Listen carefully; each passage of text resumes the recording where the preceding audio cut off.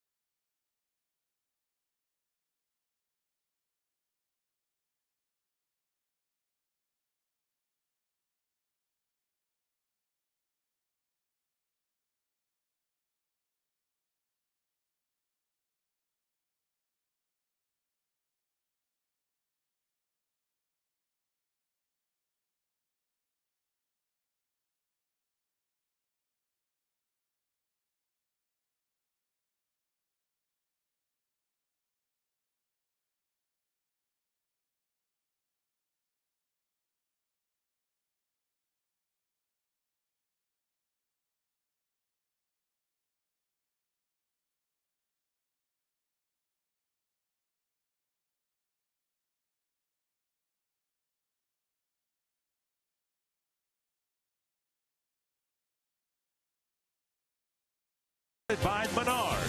Save big money at Menards on all your home improvement needs. By Budweiser. Make a plan to make it home. And by Jeep. Find your summer of adventures with great deals at the Jeep Summer Clearance event.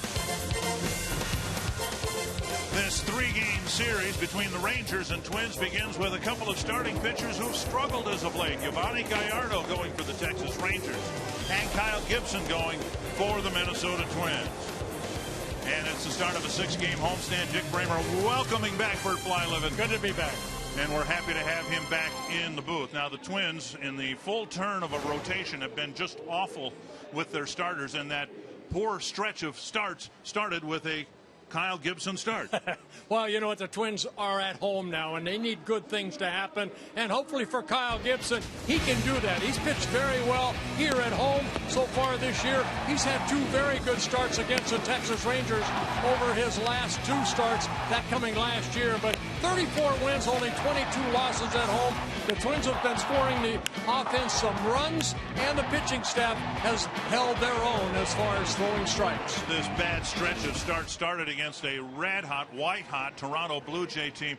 No respite here with the Texas Rangers because their lineup has been the league's best at producing runs as of late. Yeah, the Texas Rangers, they want that wild card chance, too, to go to postseason. And they're also thinking, can we catch the Astros and the Angels? Only 4.5 games behind the Houston Astros. Since the All-Star break, they are 12-8. They've won 8 of their last 11 ball games. And how are they doing it? Mainly with offense. And yet they have about the same record as the Minnesota Twins. As quickly as the wild card lead evaporated for the Twins, they can get it back if they start playing good baseball. Kyle Gibson hopes to start a string of good starts from the Twins rotation when we come back.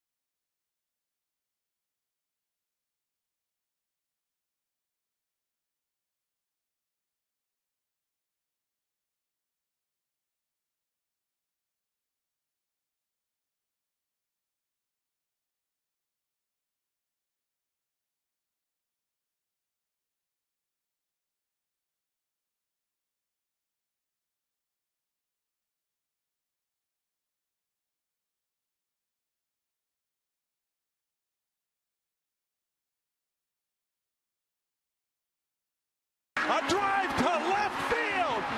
The most electric moment at Target Field in years.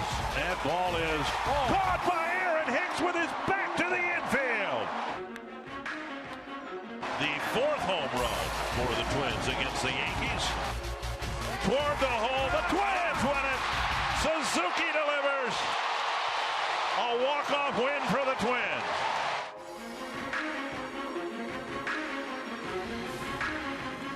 And hoping that some of that Target Field magic that we've seen here this year will reemerge starting tonight. It was an awful road trip. And the Twins now a game below the 500 mark. First time since May 1st. And Bannister knows all about the ebbs and flows of a season. His team playing pretty good right now. And all they are is a 500 ball club. The Menards batting order for the Rangers in the opener. Delino DeShields will lead things off. And Shin-Soo Choo batting second. Prince Fielder. Adrian Beltre, Mitch Moreland, Josh Hamilton, Elvis Andrus, Rougned Odor, and Chris Jimenez. Yeah, you know what, Dick, you mentioned only a 500 ball club, and again, only 4.5 behind the Houston Astros in the Western Division. And they'll face Kyle Gibson here tonight. For Kyle, his 23rd start of the season, looking for his 9th win. Earned run average, very good, even though he did have a poor outing in his last start in Toronto. Twins out of the field. Brought to you by Northland Ford. Eddie Rosario in left, Aaron Hicks in center, Torrey Hunter in right, Trevor Plouffe at third, Eduardo Escobar, Brian Dozier up the middle, Joe Mauer at first, and Kurt Suzuki behind the plate. Twins pretty much settling on Eduardo Escobar as their shortstop. The most reliable shortstop play they've had the last couple of years has come last year when he was the everyday shortstop. And Paul Molitor hoping that the Twins can end a bad streak after a day off yesterday. Here is Delino to Shields, and there is strike one from Gibson. And that's what Kyle Gibson needs to do right there. Attack the strike zone, work ahead in the count. 1 strike 2 to Shields. And missing the inside corner, 1-1. Yeah, DeShields a Rule 5 pickup out of the Houston Astro organization for the Texas Rangers. Having a very solid year, just 22 years old. Shot foul. It's been remarkable. The Rangers were willing to assume the Rule 5 commitment. He had to be on the 25-man roster all year long, but they projected him as being a 4th outfielder type, and instead he's played center field. He's pretty much replaced Leonis Martin as the center fielder, and he's just been a wonderful pickup. And now the Rangers have elevated their hopes for him. Hack foul, still 1-2. Well, of course, this is Delino DeShields Jr. His father had a great baseball career, especially in the stolen base department. His dad stole 463 major league stolen bases. His father played 13 seasons for the Expos, Dodgers, Cardinals, O's, and the Cubs. And that's poked to right field, and that'll drop in front of Hunter. And that's what the Rangers have seen. DeShields drawing walks, getting on base, and he fought off a couple of pitches and ended up fighting one off into right field for a leadoff hit. Yeah, the guy that you really don't want on the base pass. He leads the Rangers in stolen bases with 18 in 21 attempts. Take a look at this pitch right here. This pitch stayed up right there. And Kyle Gibson, when he's on, he'll get a lot of ground ball outs. Now 23 double plays turned behind him, but he's only had 1 double play turned behind him in his last 4 starts. Opponents have been 4 out of 5 in stolen bases. DeShields with a healthy lead and a lean towards second. And it's outside, ball 1. Rangers are the best road team in the American League. Playing better on the road than they have at home. Yeah, 32 and 26 on the road, 23 and 29 in Arlington. See newly acquired Mike Napoli back with the Rangers again. And one thing Kyle does a good job of, and that's keeping runners close to first base. As you mentioned, only 4 stolen bases off of him in 5 attempts. He does have 1 pickoff on the year. Very quick home, very quick to first. Chu's only grounded into 6 double plays this year. And that drifts outside, 2-0. Gibson's had 3 bad starts out of 4 since the All-Star break. Went into the break with a 4-game winning streak. Quality starts in all 4 games. And he just hasn't pitched as effectively since the break. 2-0 to Chu. And closer at first, but DeShields gets back. You know, sometimes as a young pitcher, and Kyle Gibson's still a young pitcher. Good quick throw over there. Joe Mauer applies the tag, but DeShields gets that right hand back on the bag. Sometimes you worry more about that runner at first than you are to the hitter at home, and all of a sudden you're behind an account in a hitter's count. Now 3-0. In his last start, 4 2/3 innings, 8 earned runs, 9 hits, 3 walks. It was an awful start for Gibson. And in terms of depth, the number of outs recorded, his 4 2/3 inning was the longest of the 5 starts we've seen recently. And now he hits the outside corner, 3-1. We don't want to keep going back to those 7 games on the road, but the relievers actually pitched more innings than the starters in those 7 ball games. So you don't want to see that happen. Tommy Malone hopes to rejoin the rotation soon. He was not on the road trip. 3-1 to Shin-Soo Choo. That one slapped foul. 3-2. Now, Chu in his second season with the Rangers, his 11th season overall, up with the Mariners, the Indians, the Reds.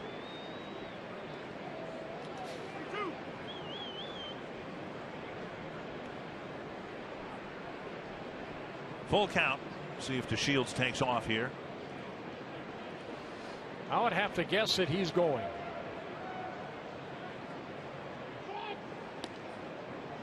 He flops back to the bag. Yeah, what Kyle does a good job of is that slide step toward home plate. He works off that first base side of the pitching rubber. And then when he comes set and delivers toward home plate, he doesn't pick that left knee up very high.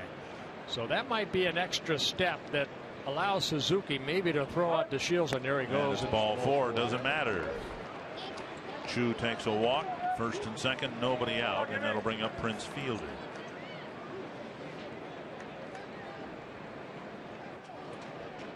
Fielder 36 times has delivered a hit in the first inning. He is 1 point behind Jason Kipnis for the American League Batting Championship lead.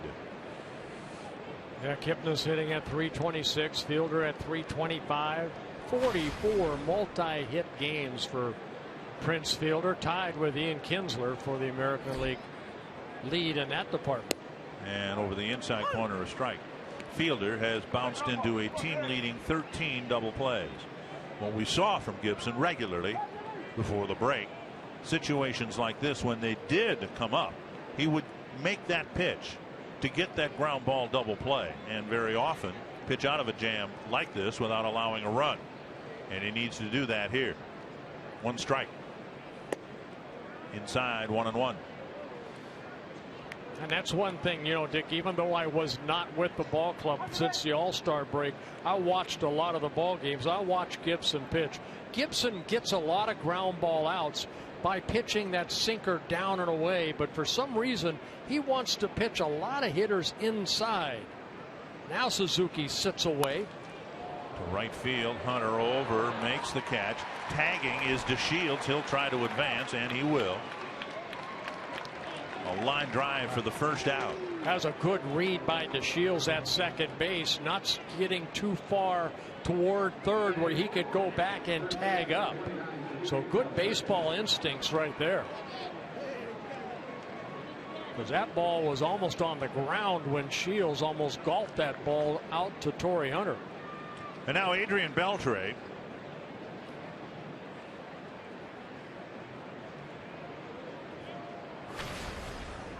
The ball that Fielder hit. Beltre with 9 ground ball double plays. Got to keep an eye on Chu. He's quite capable of stealing second as well.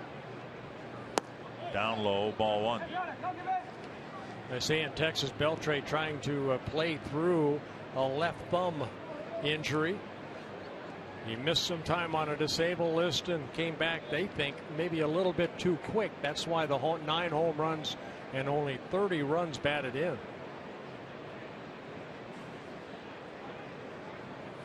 And now 2-0. A week and a half ago, he collected his 3rd cycle. One of just 4 guys in Major League history to hit for the cycle 3 times. He's been around baseball a long time. First came up with the Dodgers back in 1998. This is his 18th season. Veteran hitter, and he's got Gibson right where he wants him. 2-0. On the ground. 6 to the bag. Double play. And Gibson delivers one of those big pitches early to keep the Rangers from scoring.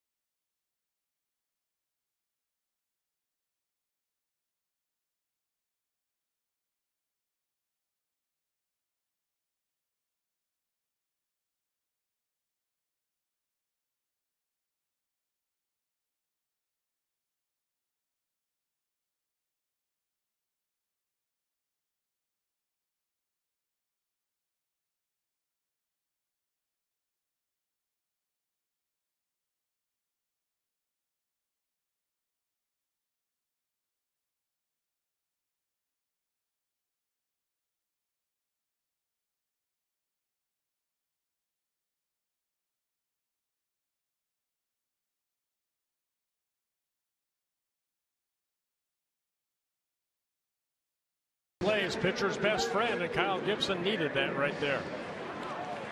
Paul Molitor hoping that the Twins can win this series, something they have not done, win a series since the All-Star break. And in the opener, here's the Menards batting order. Aaron Hicks to the leadoff spot. Brian Dozier batting second. Joe Mauer third. Sano, Plouffe, and Hunter in the middle. Rosario, Suzuki, and Escobar rounded out. And Yovani Gallardo on the mound for the Texas Rangers, making his first start against the Minnesota Twins in a Rangers uniform. Twins saw him when he was with the Milwaukee Brewers, making his 8th career start against the Twins. Hicks to lead things off. First pitch lifted foul. The Rangers, one of 3 teams in the American League with a higher team earned run average, 4.49, than the Twins team ERA, 4.27. And as of late, Gallardo has really contributed to that. Gallardo with 18 earned runs allowed in 19 innings over his last 4 starts. Called strike here, and it's 0-2. Yeah, an ERA at 5.35 over the last 4 starts. But the Rangers, there's Mike Maddox, the pitching coach, have won 3 of those 4 starts. He has not pitched well, but plenty of run support. As of late, overall, he hasn't had much, but as of late, the Rangers have been knocking the cover off the ball, and Gallardo has benefited because of that. 1-2 to Hicks. And driven foul over the tarp. It's a lot like Kyle Gibson. You look at their numbers, and they're almost the same. Prior to the All-Star break, Gallardo was 7-8 in 19 starts, an ERA under 3. Same as Kyle Gibson. Both of them have struggled here in their first 4 starts coming out of the break. Another 1-2 to Hicks. Just off the corner. Close pitch. 2-2. Gallardo, 29 years old, in his first season with the Rangers, 8 seasons for the Brewers. Made the All-Star team for the Brewers in 2010. Guy that comes straight over the top. A lot of breaking stuff. Excellent control over his career, and he has stayed healthy. A roller hits the mound and skips to Andrus. Hicks retired, 1 away.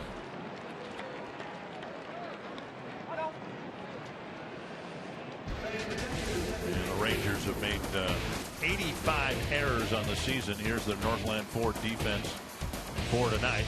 Josh Hamilton on the left, Delino DeShields Jr. in center, Shin-Soo Choo in right, Beltre and Andrus left side of the infield, Odor Moreland on the right side, and Chris Jimenez behind the plate. Yeah, only the Oakland A's have committed more errors. Oakland with 94 errors on the season. The Rangers with the 85 you mentioned. Brian Dozier is 5 for 7 with a home run in his history with Yovani Gallardo. And a breaking ball gets a swing and a miss. Rangers took 2 out of 3 against the Twins in Texas. That series was in mid-June.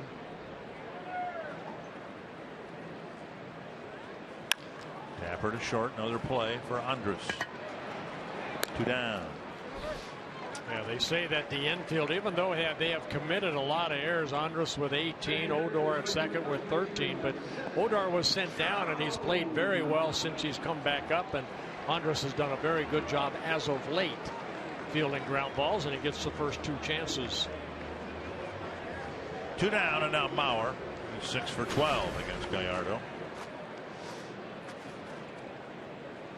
The Twins held a players only meeting mid-afternoon today before scheduled workouts. I've been in a lot of those, Dick, and a lot of times those are 1 or 2 guys that do the talking, then they open it up to the floor, and giving everybody a chance to hopefully get something off their chest that might be bothering them. And we showed you Torrey Hunter right there. I'm sure he was one of them that said his piece. Kevin Gorg will have more on the meeting. Paul Molitor had one that he called when the team was in Toronto. Kind of joked about it today. That didn't have the desired result with the Twins really. Was that before or after? In the middle of it. There was not an immediate turnaround. 1-2 to Mauer.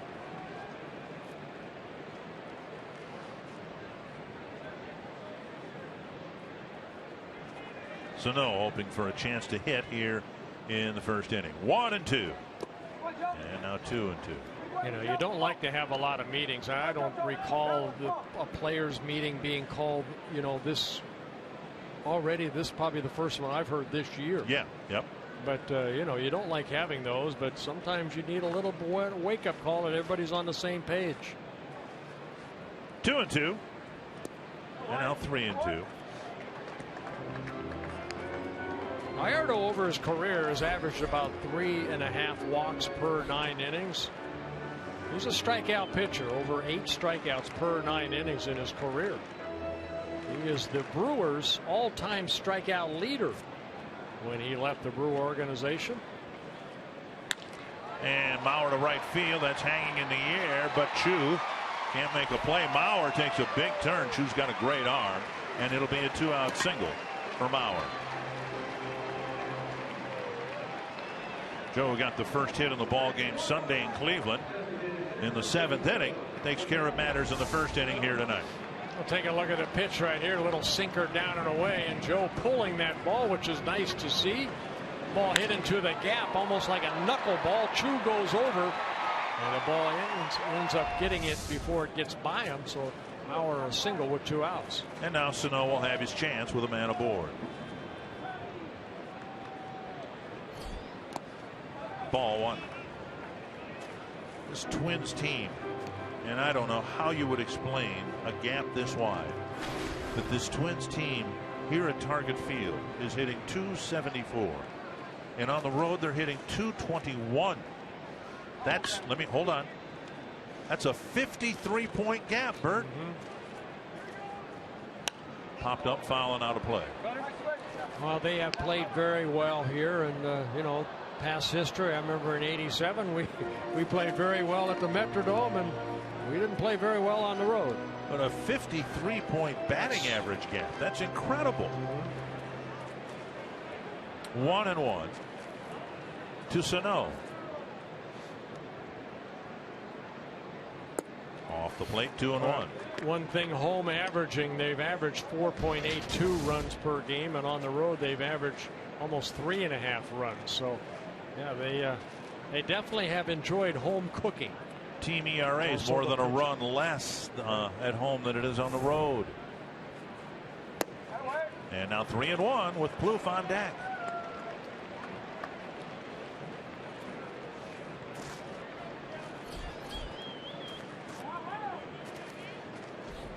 Right-handers hitting .257 against Gallardo. He's given up only 3 home runs, 3 of his 11 to right-handed hitters. Sano takes a strike, and Sano thought it was ball 4. 3-2. Mauer will leave early from first.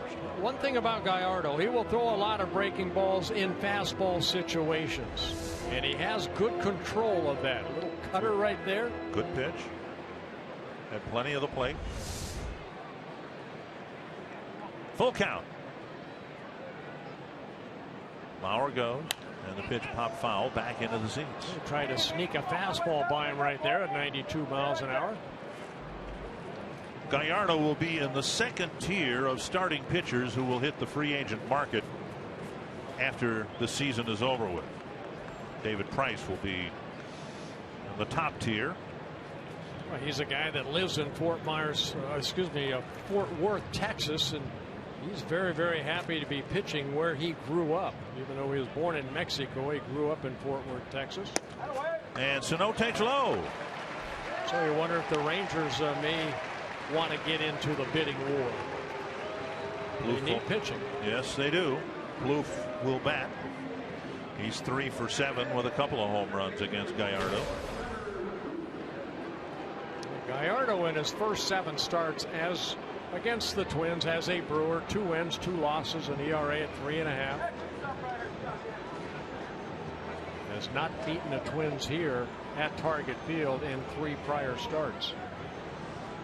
Jimenez with a pat on the back or a little lower to Gallardo. Gibson was able to pitch out of a jam in the first, and now Gallardo has pitched his way into one. Tonight's Cold Hard Facts brought to you by Clean Crisp Coors Light. Most runs since the All-Star break. Runs allowed. Twins have given up the most, and the Rangers the second most. The Twins trying to break through with 2 outs here in the first. high. Ball one. Plouffe leading the club with 61 runs batted in. One ahead of Torrey Hunter, who's on deck.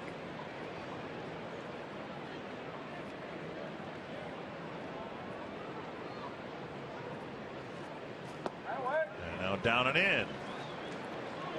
Twins haven't won enough games, and when they have won, they really haven't been good baseball games. Last 3 wins by scores of 10-1, 9-5, and 10-9. Well, they'll take those. They just need to start winning games, but see what Plouffe does on 2-0. Checks his swing, but takes a strike. And there's a little cutter slider right there in a fastball situation again.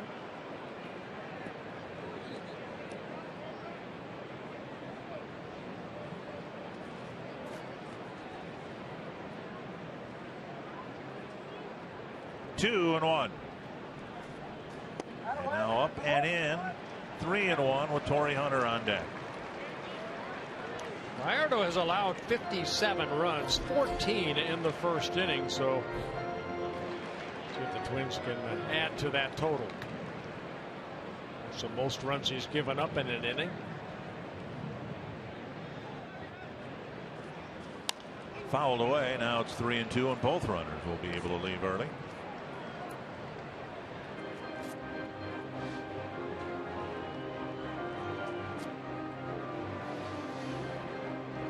Bannister in his first season as a manager.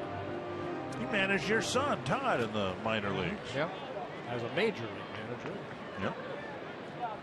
Full count to Plouffe with 2 gone in the first. Tapper to short. Andrus gets another play. And on target across. The Twins leave 2 men aboard. No score, even though each team had a threat in the first.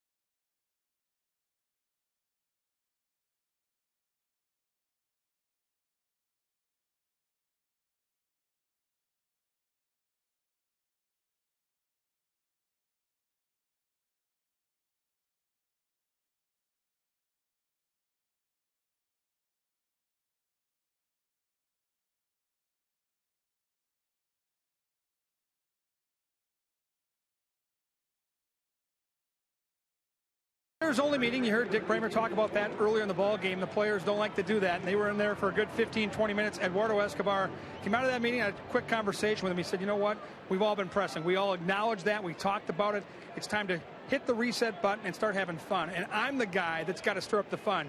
And he said he's going to be in the dugout making noise, he'll be out in the field making noise, he's going to have a smile on his face, and he's going to hope that it's contagious. And you talk to Paul Molitor, he knows Eduardo Escobar is one of those guys that kind of gets things going in that dugout, and it's a long baseball season, guys, and they realize there's still 50 games to go. They're going to have some fun and get back to what they did when they had that tremendous start to the season and put themselves in such a great position. Thank you, Kevin. Mitch Moreland will lead things off in the second. He's just taken strike one. Escobar, a big part of the personality in that clubhouse. So, yes, very important. Two very good pitches by Kyle Gibson right here to Moreland. This is the pitch I always talk about. Get ahead, good fastball away, and then he went back in with a four-seam fastball. Didn't have that same movement to get ahead in the count 0-2. With 2 strikes, Plouffe moves over to the right side of the infield. Moreland takes one up and in. I know one thing Paul Molitor talked about from those 7 games on the road is that the hitters for Toronto and Cleveland they felt very comfortable, he thought, at the plate. He wants his pitchers to be a little more aggressive off the plate when they get ahead. And good breaking ball right there, down and in. Moreland unable to hold up, and Gibson picks up his first strikeout.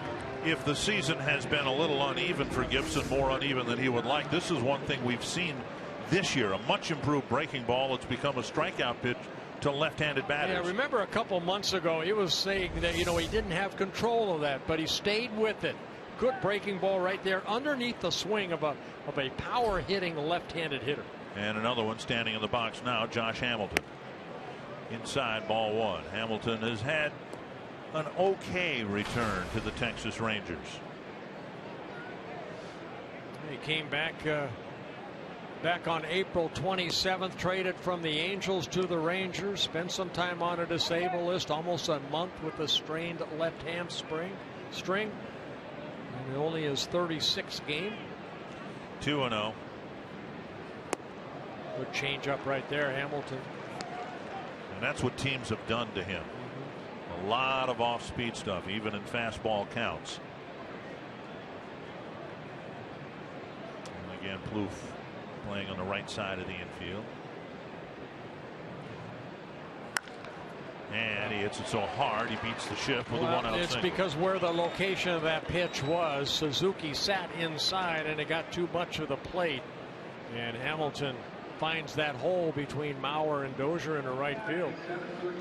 Watch the catcher, Suzuki. He's creeping inside, but see where that pitch was. Left the letter high outside. And Hamilton, who likes to turn on the ball, did a good job of not missing that pitch. Second hit for the Rangers. Elvis Andrus will bat. Andrus, like Beltre, came into the game with 9 ground ball double plays. Gibson got Beltre to hit into a twin killing, and now he'll go after Andrus. There's strike 1. Andrus, a 2-time All-Star, just 26 years old, out of Venezuela. This is already his 7th season with the Rangers. Came up very young. 1 strike.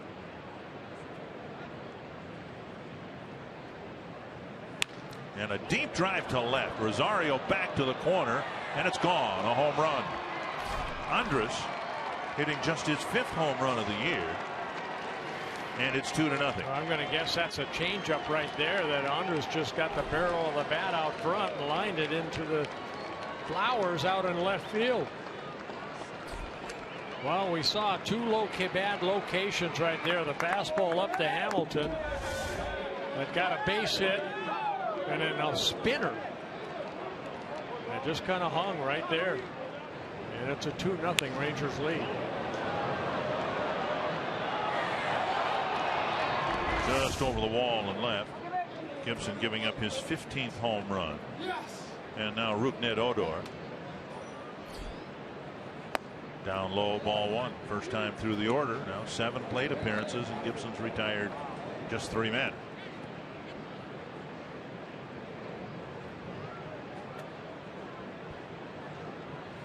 Tapper right side. Chest high hop for Dozier. 2 down. And that'll bring up Jimenez.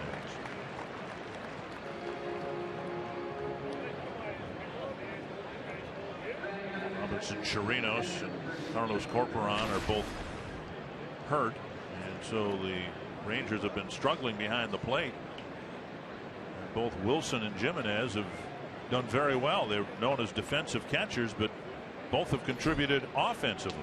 Yeah, Jimenez, a career 209 hitter coming into this year. He's his 2nd step with the Rangers, up with him a little bit last year. 1-0.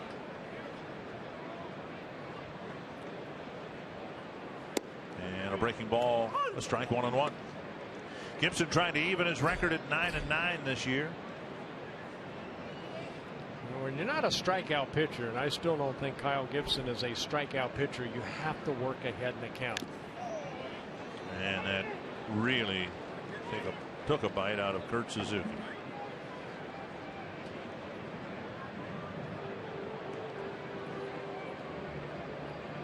Ambolino, the home plate umpire, walks out the ball to Kyle Gibson, and it's sinkered down and in. Jimenez fouling it into Kurt.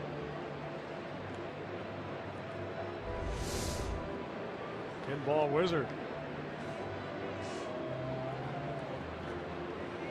1-2.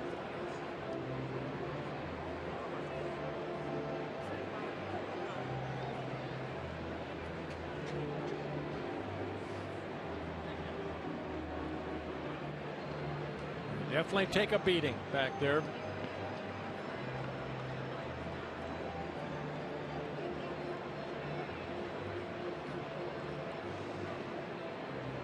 And the count will be 1-2. Yeah. Jimenez catching himself. He knows. Kanawi.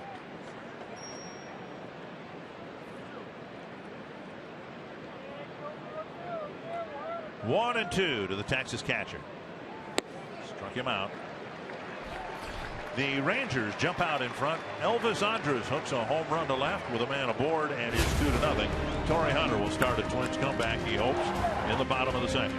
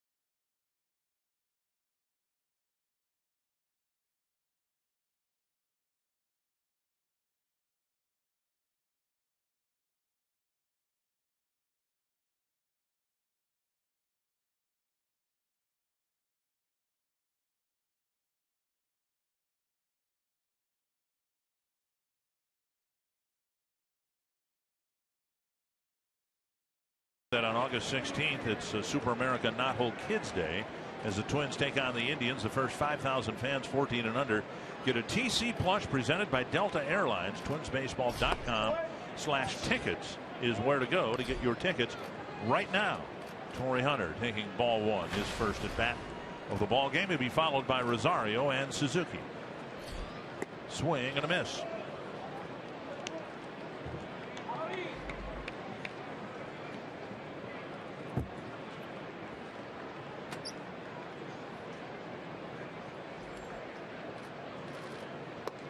And now inside, 2-1. Want to pass along happy 90th birthday to Bill Zellman of Moose Lake, Minnesota. Happy birthday, young man. Hideaway, Bill. Hunter checks his swing, and no swing. It's 3-1. Gallardo. I know I've been gone a while, but there's 240 more days until my birthday. Believe it or not, I was not going to ask. Yeah, well, just in case Bill was watching. Okay. That is a stop behind the bag. Beltre with a sensational play, ending up next to the tarp. The four-time Gold Glove winner at third base shows his consistency over the years of being a great third baseman.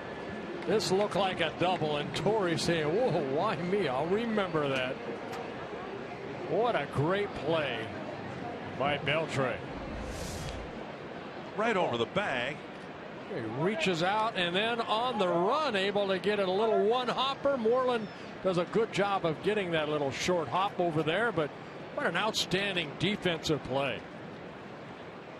One down, and now Rosario flips one foul.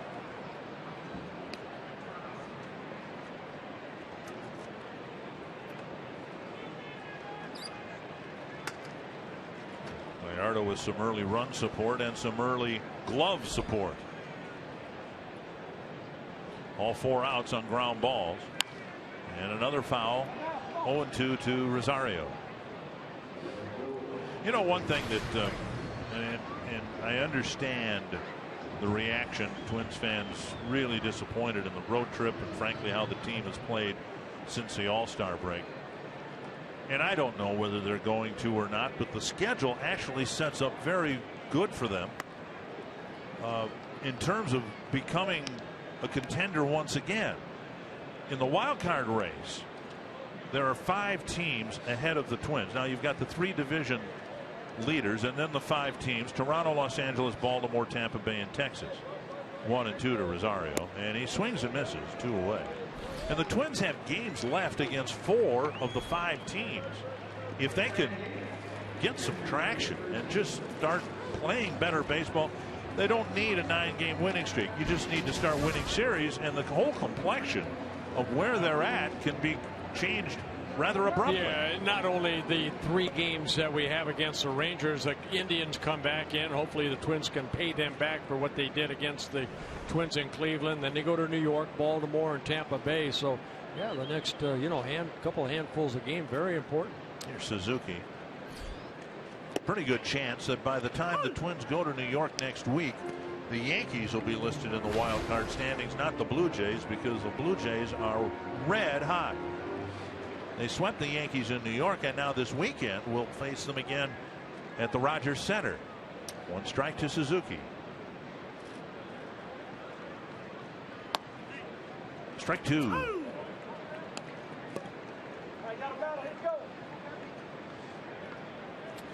And I don't know whether Suzuki's grimacing because of the strike 2 call or what happened to him in the top half of this inning. Well, he's really had a tough time this year offensively. Kurt hitting only a .229. 1 and 2. Last year he hit .288 for the Twins. Gallardo, as we were told, seems to want to throw about 20 pitches per inning, and he's on a pace for that here. 39th pitch, or 40th pitch rather, coming up here, and he'll have at least 1 more. 2 and 2.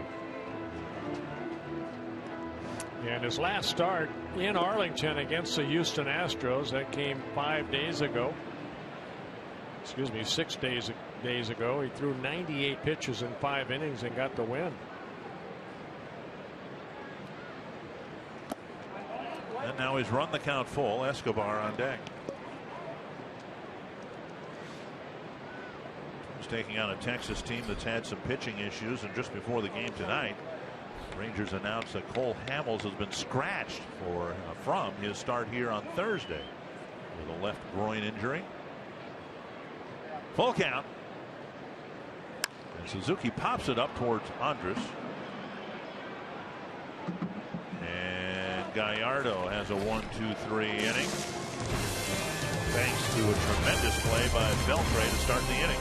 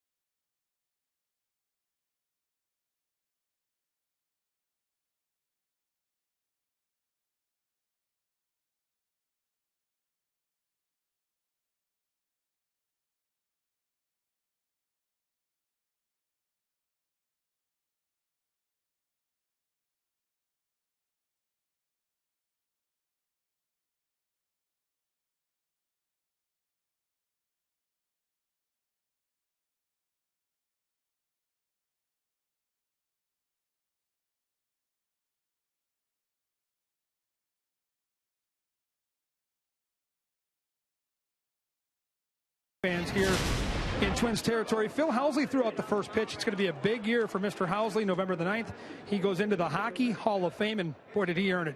Straight from high school at South St. Paul into the National Hockey League, a 21-year career, 7-time All-Star, kind of reinvented the offensive defenseman, the way he played in the National Hockey League. I remember watching him, guys, at Wakota Arena. He never left the ice. He'd go out there, one shifted forward, two shifted D, and he'd just stay out there, and he was mesmerizing. What a career, well-earned, into the Hockey Hall of Fame for Phil Housley. Thank you. Nice stop going to his left, and Escobar will only be able to knock it down. A hard smash, and Shields has a couple of hits in game 1 of this series.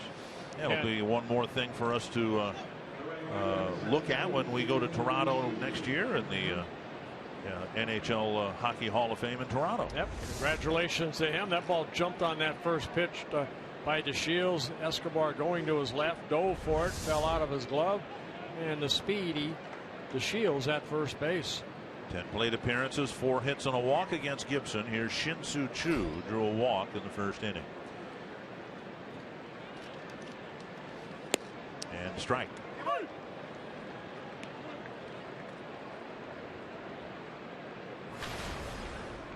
Rangers have had all kinds of injuries, principally to the pitching staff this year, and they've just kind of followed the old wild card adage: hang around 500, and then hopefully you got a good streak in you in August and September, and who knows what's going to happen. Popped up, foul, and out of play. Well, it's kind of like, you know, the Astros and the Angels, they kind of been teeter-tottering back and forth, and here all of a sudden here comes the Texas Rangers.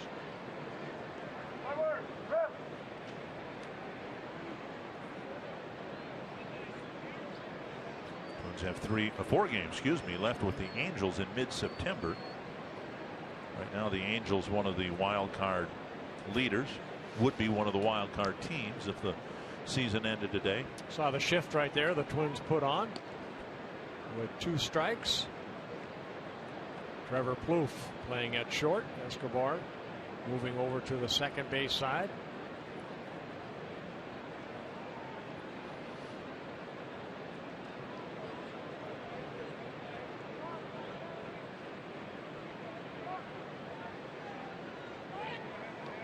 Closer play, and the reason it's different now, there's a base stealing threat at first. So let's imagine on this 0-2 pitch that DeShields is going to take off. The Twins would have Escobar, the shortstop, take the throw. He's accustomed to that. That's how he makes a living around the second base bag, rather than Plouffe, who would be normally in that spot if it weren't a base stealing threat. Check swing, and he went. Chu is gone on strikes. And Gibson picks up his 3rd strikeout. High fastball right there. Chu unable to hold up. And that'll bring up Fielder. Paul Schreiber, the third base umpire, saying Chu went too far. You can see the barrel of the bat whipping across the front of the plate.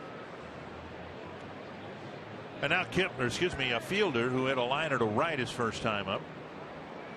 Rangers had a threat in the first and didn't score, then got a 1-out single and home run to get the first 2 runs of the board on the board. Fielder takes a ball.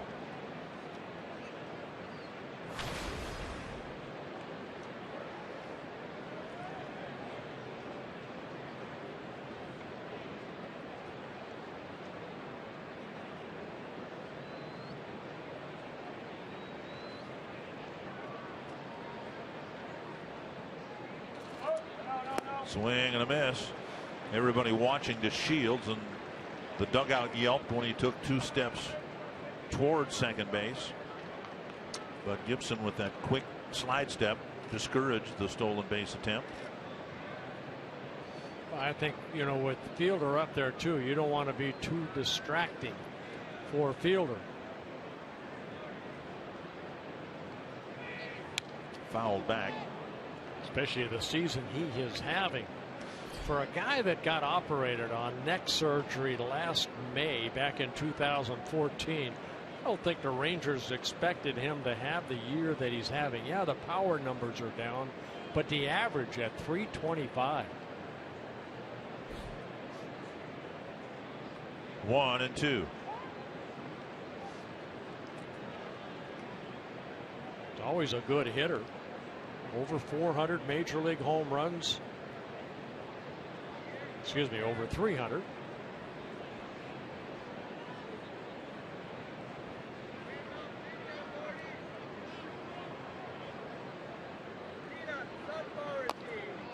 Fouled off a leg. It would be hard for DeShields or anybody to get a good jump on Gibson. This is about as quick as I've seen him this year. He's barely lifting his left foot to get his spikes out of the dirt and then striding forward. And at least once in this sequence, DeShields has tried to take a quick step and then realize, oh, that's too quick. Well, what he does a good job of too, he doesn't always just come set and then throw home. Right. He'll hold it for maybe a second or two and let DeShields kind of stop, make him stop, make him start his run from a dead run rather than maybe as he steps. Another 1-2 to Fielder. Dug out by Suzuki. Twins have had a bad run in the rotation, the complete turn through the rotation. And as bad as Gibson's start was against Toronto, 4 2/3, 8 earned runs allowed. It was the longest start of any of the 5 starters.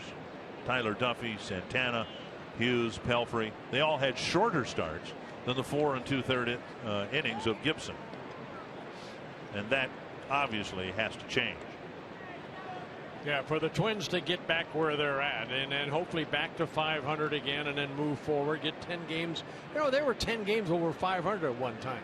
And the Rangers were 6 games over, and yet right. We perceive the Rangers, because they played better lately, that they are a playoff contender, and the Twins are not. Here's a ball looped into center, and a nice decoy by Dozier, but DeShields with enough speed to get to second base. He completely fooled DeShields,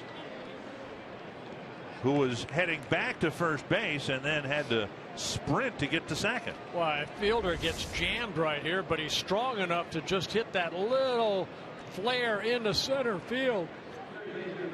And as Dozier went back, of course, DeShields has to hesitate, but you see right there, once that ball touches the grass, DeShields gets to second. First and second, one down, and now Beltre, who hit into a double play his first time up. Rangers with 5 hits already against Gibson. He's only retired 6 batters.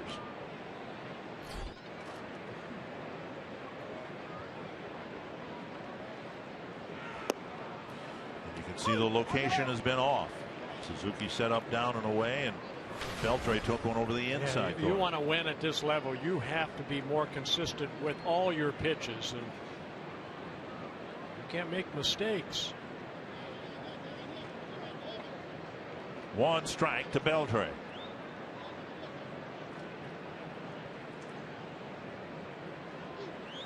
Tapper to third. Foul.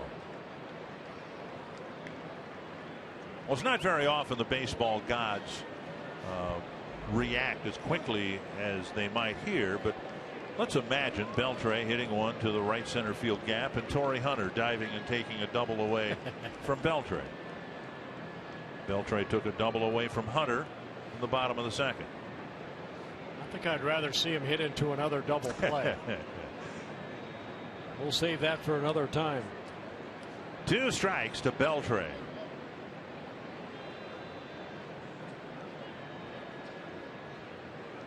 Now ahead in the count.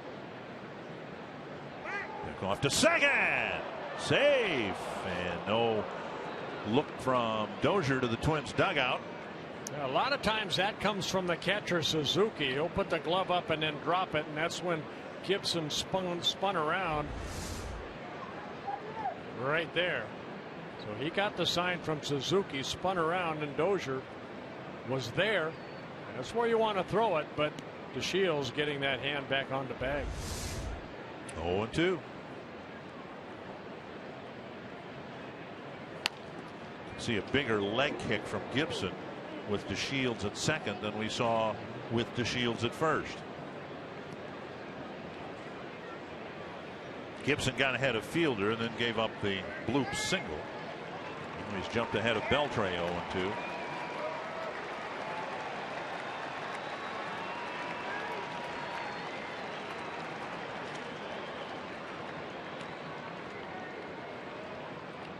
0-2 again. And a breaking ball, tap foul. Yeah, that changeup of Gibson right there has a little bit of almost a screwball type of motion on it and movement. Now they're going to talk about this pitch right here. Really remarkable when you think about it. Beltre getting his third career cycle. Only Babe Herman in the early 30s, Bob Musial, who did it in the 20s, and Long John Riley, who did it before the turn of the last century in the late 1800s.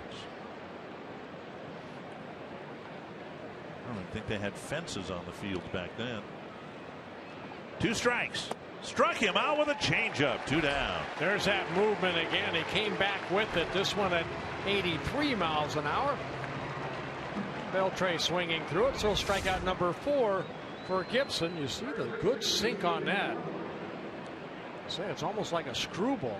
It goes down and in to right-handed hitters. And now Moreland, who struck out on a slider. Gibson's had to try to pitch out of trouble in all 3 innings. He did so successfully in the first. Gave up the 2-run home run in the second. But now pitching around a pair of singles in the third.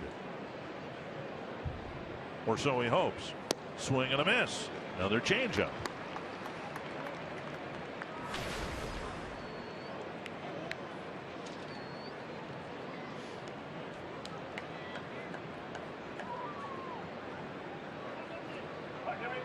The strikeout of Beltre, the 100th on the season for Gibson.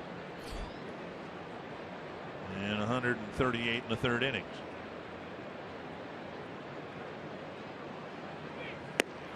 Missed the inside corner, barely, 1-1. Gibson coming into the ball game. This is his 64th start in his career. He's averaged about 5.7 strikeouts per 9 innings. So I know by your standard, you said you don't think you don't consider him a strikeout pitcher. He's the first Twin pitcher to get to 100 strikeouts this year.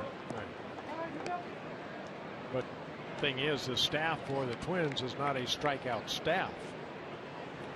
Phil Hughes, 144 in the third innings, leads the staff in innings pitched, 85 strikeouts. Pelfrey, 122 innings, 58 strikeouts. 2-1 to a dangerous left-handed hitter.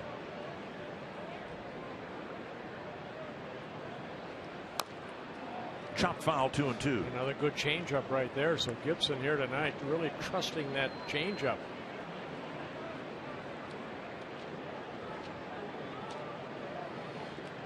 You can see the strikeout leaders on the Twins. Of course, I was going to say all starters, but of course Trevor May's now a reliever. 2-2 to Moreland. Missed inside. He's tried that pitch 5 or 6 times to a left-handed batter and has just missed getting that pitch. Sometimes that umpire that sits over the right shoulder when the left-hander up, that ball has to have a little bit of the plate, and some umpires will not call that unless it has the whole plate. See number 5 just a bit inside. 3-2. Runners will leave now. Big pitch here early for Gibson. Struck him out. I take it back. He's a strikeout pitcher now. That inning he was. Struck out the side.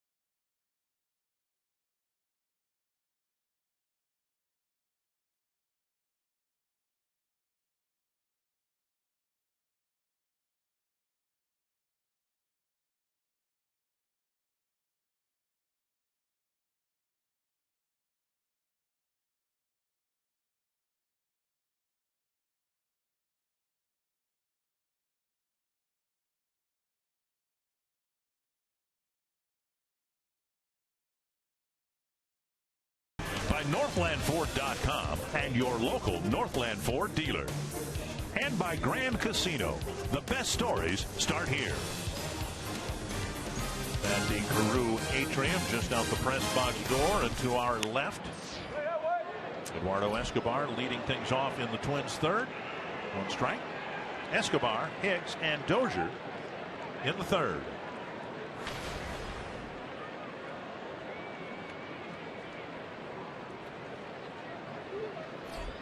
And Escobar takes down and away, 1-1. Toronto rolling on. They're leading Oakland at the Rogers Center 4-1. The Yankees are losing 2-1 to Cleveland. Back to the glove of Gallardo. One down. And that'll bring up Hicks. Yeah, if those scores hold up, Toronto only a half a game behind the Yankees, and they're looking for the Toronto Blue Jays looking for their 9th straight win. They've already sold out the 3 games at the Rogers Center this weekend, and we were there. You were taking your break, but Jack Morris and I were there for the provincial holiday the Monday afternoon for David Price's first start before the Blue Jays. And it was an electric atmosphere. It was very, very much playoff-like. And they will have that atmosphere again this weekend. And even David Price, after that ball game, I watched it, and David Price said he had never experienced a crowd like that before. This from a guy who pitched in the World Series. Right. 2-0 to Hicks. He had a ground ball to short his first time up.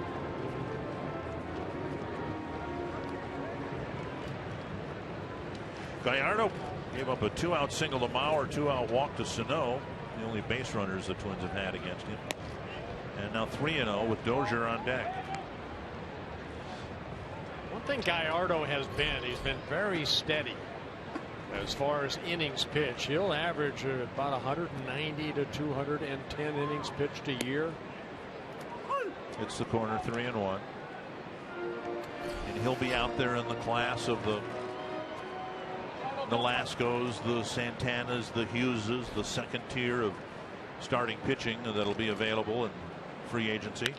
And a soft liner caught by Odor, 2 down. Not a good strike to ball ratio. We just showed you that. But one thing he does, he's always around the plate. Again, doesn't walk that many batters.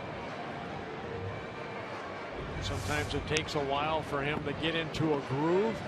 And that high sinker right there stayed up. But Hicks put a good swing on it, but Odor right there for the second out. So 6 in a row retired by Gallardo. And not a ball hit out of the infield other than Mauer's 2-out single. Here is Dozier. Off the plate, ball 1.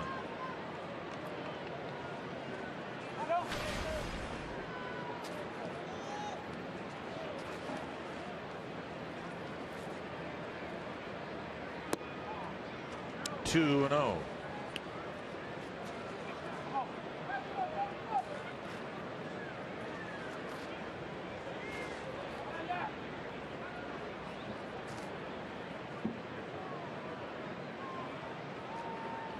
Popped up. And Moreland in foul ground. Ends the inning. Gallardo pitching from behind in the count. Able to have a 1-2-3 inning nonetheless.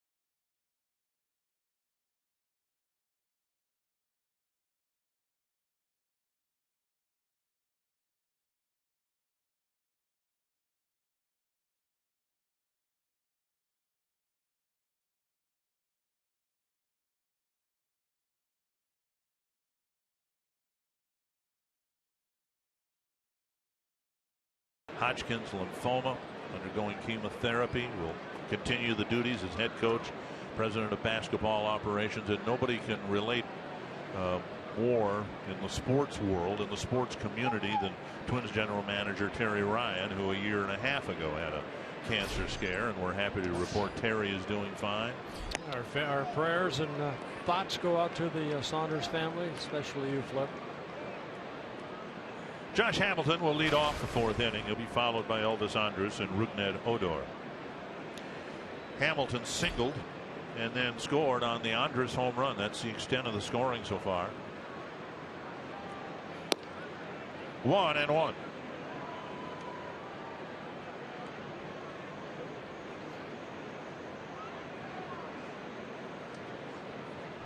The Los Angeles Angels of Anaheim paying most of Hamilton's contract. He'll try to beat this out. That's a sensational play by Kyle Gibson.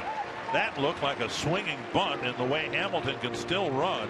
That looked like a base hit. That's an outstanding play. Kyle getting over there because of the shift. Nobody, Trevor Plouffe, was playing over by second base, so almost a swinging bunt right off the end of the bat. Gibson has to go over. Doesn't have time, but sets himself up perfectly. Gets his body in line to spin around and barehand it and then flip it as quick as he could over to Mauer. Nice defensive play by Gibson. It's further evidence of my belief that Kyle Gibson's the best fielding Twins pitcher in a long time. You want to go back to Jim Cott, I'm not going to argue that. Johan Santana was good, but Kyle Gibson has just tremendous athleticism on the mound. You know, I played with a couple guys in the early 70s. Bill Campbell was an outstanding, he was a reliever, also Tom Bergmeyer, but as far as starters, of course, right, Kitty Cott, 16 gold gloves. And that's the only play. What made that play easier for Gibson is the way he turned his body ready to grab it barehanded and then flip it. His back wasn't toward first base. 1-2 to Andrus.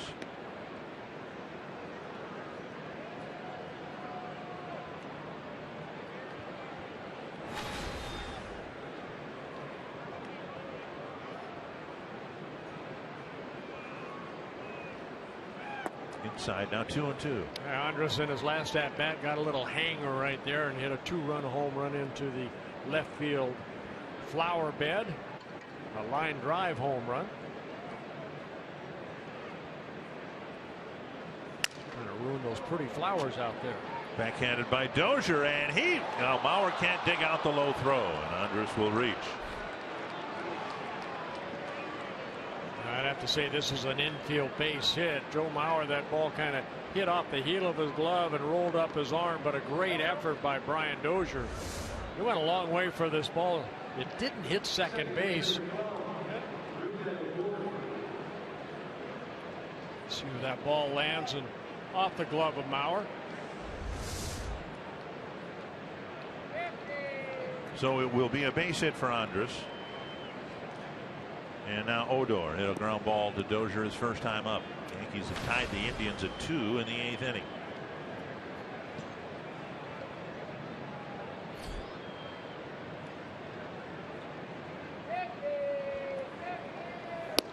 And a strike that covers the inside corner. Yeah, Odor, only 21 years old, from Venezuela. He came up last year in May from Double-A. Ended up playing in 114 ball games last year. Started the season this year with Texas, then sent down to the minor leagues for about a month. Since his recall, has hit the ball very well. Up high, 1-1.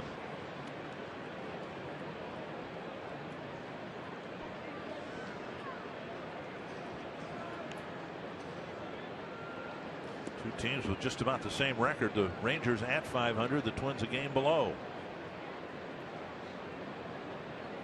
With the Rangers leading here 2-0. Inside. Gibson has not had an easy inning by any means. At least 2 men have reached in every inning, and now Andrus with the ground ball up the middle. It hasn't been easy for that man to watch either over the last week. Neil Allen, the pitching coach. Swing and a foul. 2-2. At one point, the Twins were in the top third of the league in team ERA. Now they're in the bottom third. Gibson has pitched very well here at Target Field this year at 13 starts, now 13 starts. 5 wins, 4 losses, an ERA at 3.13. Up high, now 3-2. We'll see what the Rangers do with Andrus, if anything. Gibson's been tough for DeShields to get a read on, and a good jump. Andrus with 11 steals and 16 tries. Well, they have a 2-0 lead. I wouldn't be surprised if Bannister sends them right here. Big leg kick, and the ball flipped foul over the dugout. Haven't seen Gibson do that very often, with a bigger leg kick with a runner at first, a base stealing runner at first.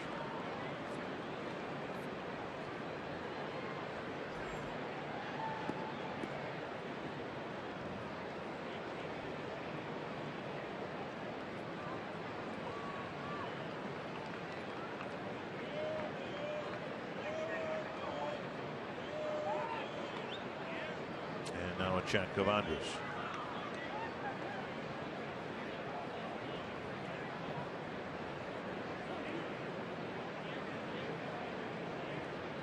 Surprise of many, the Rangers are very much alive in the wild card race despite all the injuries they've had.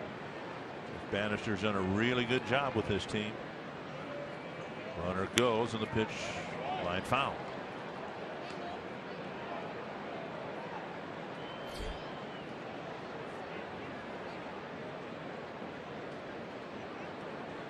And the pitch mounts for Gibson. This will be pitch number 70. Looking for the second out here in the 4th inning. Of course, the Twins had and needed an off day yesterday, particularly the bullpen staff.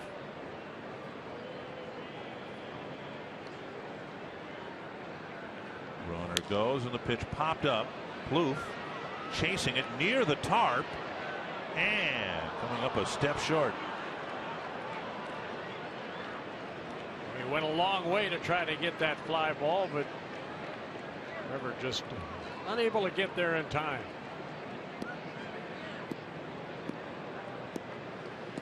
So they'll try it again by inning. 17 in the first, 16, 21 last inning, and 16 already here in the 4th. Trying to get Odor to hit a ball on the ground at someone, but he's left pitches up, and that's why we've had the foul pops. 3-2, and Odor steps out of the box.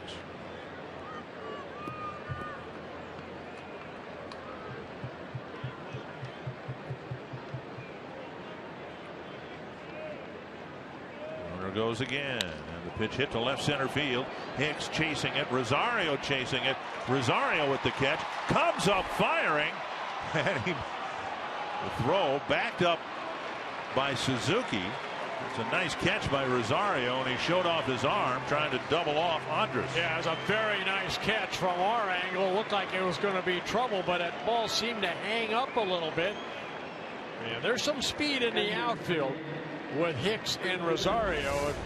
When this ball was first hit, I thought, uh-oh, extra base hit, but Rosario tracked it down, spun, and then with Andrus taking off, Rosario showing off his arm, and Suzuki doing a good job of backing up Mauer. That's a pretty important backup. That ball would have bounced, looked like, into the camera well, and would have allowed Andrus to get second base. He's still at first with 2 down, and here's Chris Jimenez, called out on strikes his first time up.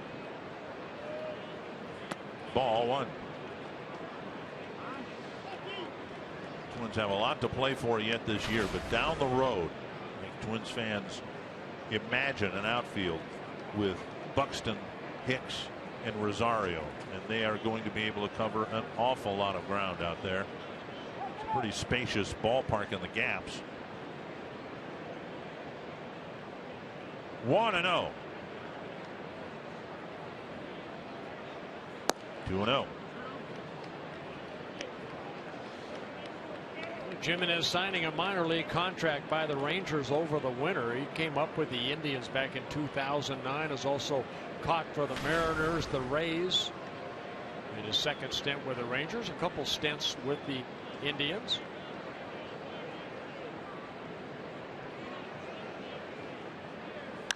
That's to right field. That's hanging in the air for Hunter.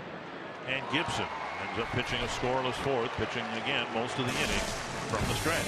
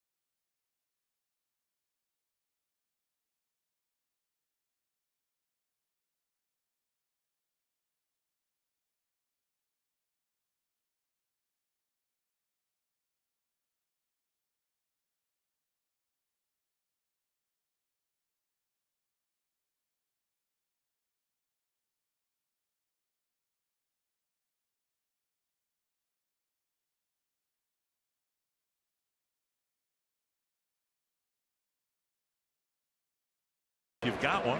You can tweet your strongest fan photo.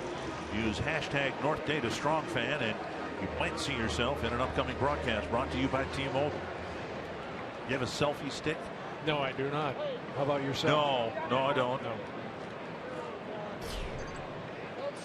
Joe Mauer will lead off the fourth inning. Sano and Plouffe will follow.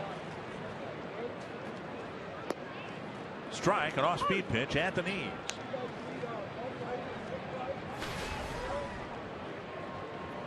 Mauer with a single to left. He has the only Twins hit so far against Gallardo. I like Gallardo's delivery because it's a good follow through, and he kind of, from the old school, he'll kind of put that foot in the third base side of that pitching rubber, and then he brings up that glove, and then you can see the right leg going over the left, the landing foot. The fastball gets a swing and a foul tip. I think that's one reason he hasn't really had any arm issues. He's got a pretty good follow through. Bends his back, changes speeds well, not overpowering. 1-2 to the leadoff man here in the Twins' fourth. Just a small step back, and then the high leg kick. Just missed the outside corner. 2-2.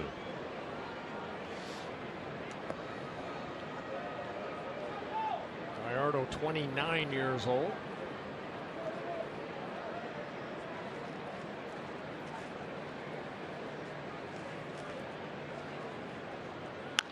And fouled away. I mentioned last couple innings ago that he's the all-time strikeout leader for the Milwaukee Brewers. He passed Ben Sheets. He left the Brewer organization as the all-time strikeout leader with 1,226 strikeouts. 20 more strikeouts than Ben Sheets had when he was pitching for the Brewers. Tap to the right side. Easy play for Odor. Well, One down. You saw where that pitch was. It was pretty much right down the heart of the plate. But I think with the herky-jerky and all the movement, that Mauer maybe had a tough time picking up that ball, but just hit that little 4-3 putout. So 8 straight outs recorded by Gallardo. Take another look right here. Gets that left arm up and That glove almost like shields the ball until it comes flying out of his hand. And Bauer missed a pretty good pitch to hit right there. Here is Sano. Drew a walk. After falling behind, we've seen that countless times. And he takes ball one here. Well, the Twins have 2 more series left with the Kansas City Royals. Chances are they'll see Johnny Cueto at least one more time. And Cueto has a gyrating, the ball hit to third, easy play for Beltre. A gyrating delivery. And Brad Ausmus said some of his pitches were illegal pitches because he hesitates in the middle of the delivery. 2 down. That'll bring up Plouffe. Join us September 4th for the Lynx Night Out ticket offer. Welcome by Fox Sports North for just $30. Fans receive a ticket to the game, craft beer sampling, and a commemorative Lynx beer stein. For details, visit foxsportsnorth.com. Click on upcoming events. I guess Ausmus never saw Louis T on pitch then, did he? Louis would do all that stuff. Plouffe came up with 2 men aboard and 2 out in the first. All the little hesitations. Goes after a high fastball. 1-1.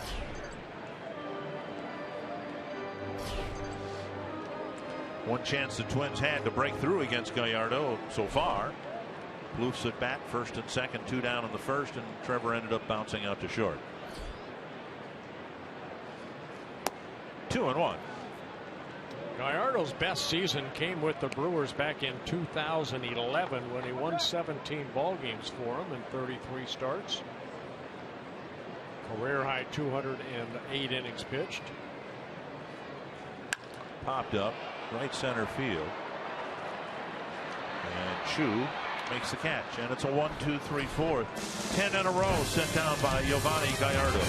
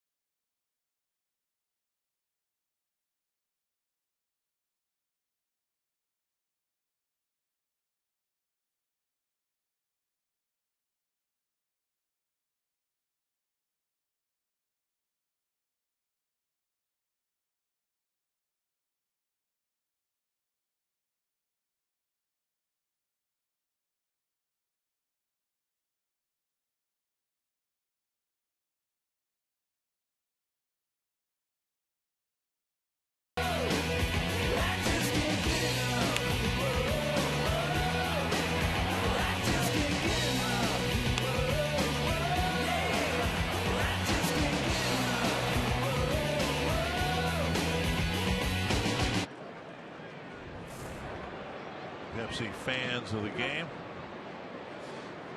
A lot of Kurt Suzuki fans out there. A little family reunion here at Target Field for the Suzuki family and friends.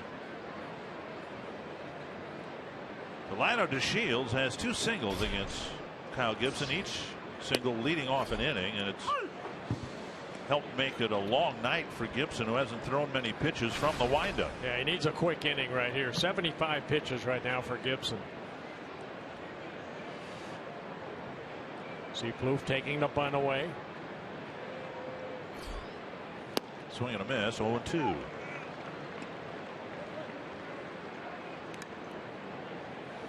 Now with 2 strikes, Plouffe can relax a little bit, move back a little bit.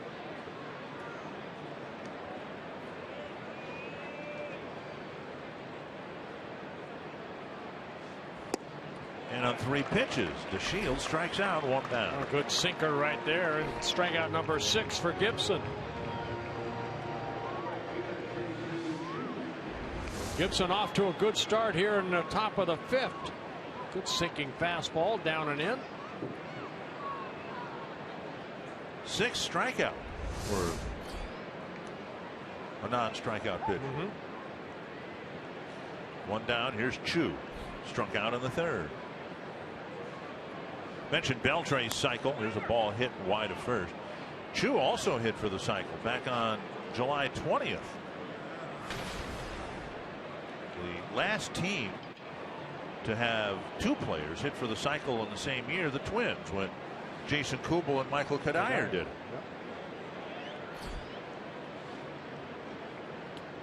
One strike to Chu. Chu's become more or less a platoon player for the Rangers. He's not getting a whole lot of time against left-handed pitching. Strike.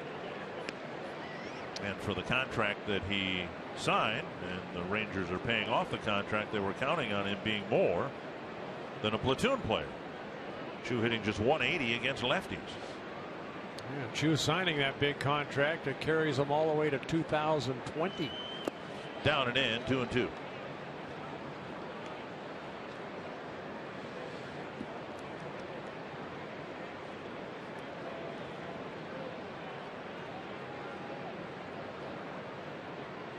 Changeup. Tapped weakly to Dozier. In an outstanding spot, down and away. 2 down.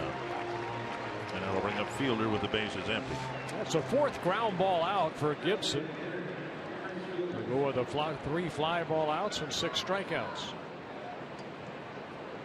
Carsoup.com trivia. Now you've had weeks to prepare for these trivia questions. A lot of research done in your library. Who are the 3 Texas Rangers to win an American League batting title? Ball 1. Well, you're looking at me like I know. Well, once I find it on what page it is in the media guide, I will know.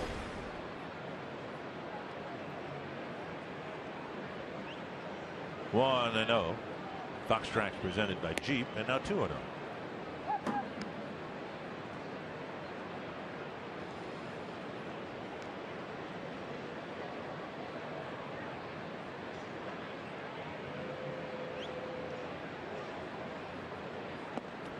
Three and 0. Beltre on deck. Gibson would like to come back and get Fielder here and have that quick 1-2-3 inning. As a pitcher, you know Fielder has the green light right here, and he's probably looking something inner half of the plate. See where Suzuki sets up right here. A little bit away. And he pushes it through the left side of the infield. And he got the green light, but lined it in the left field. His 2nd hit. And that'll bring up Beltre. Beltre with a bouncer to short that was turned into a double play, and then he struck out, with the Rangers threatening to do more damage in the 3rd. You know, talking to Steve Busby and Tom Grieve about Fielder, why that average is so high. It's situations like that. I think in the past he was going to try to hit the home run right there. Fastball away, just took it to left field. That's why the high average now might be leading the American League in hitting with 2 hits. Kipnis on the disabled list. Kipnis is going to try to come back from a bad shoulder. Fielder has an issue, something in his eye. Kipnis is going to try to come back and play for the Indians and avoid season-ending shoulder surgery. Kipnis does not have enough of plate appearances, as you might expect, to win a batting title without playing some more. I guess first base coach Hector Ortiz did not see anything, so Fielder's okay. 1 strike to Beltre.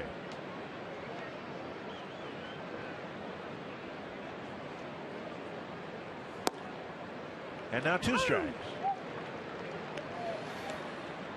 Beltre continuing to establish Hall of Fame type credentials. The mix of power, defensive ability at a position that is the least represented position in Cooperstown. Yeah, over 400 home runs, over 2,700 hits.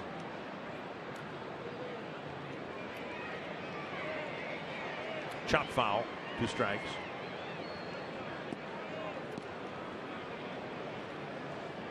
Beltre at 36 years old. 4-time All-Star, 4-time Gold Glove winner. 0-2.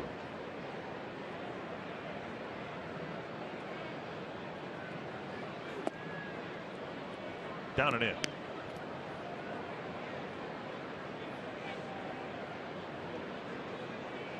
He struck him out on a good sinker down and in his last at bat in the 3rd inning. Trying it again. You can see all 4 pitches so far have been inside to Beltre. Down and in. Suzuki again wants it in. Bounce to short and a long underhand toss to Dozier. That wraps up the Ranger 5th. They still lead it 2-0.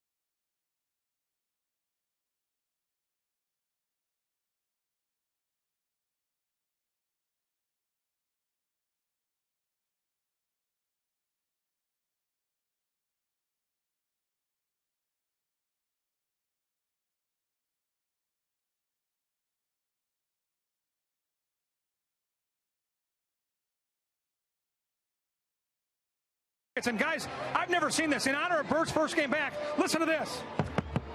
It's a wooden sign.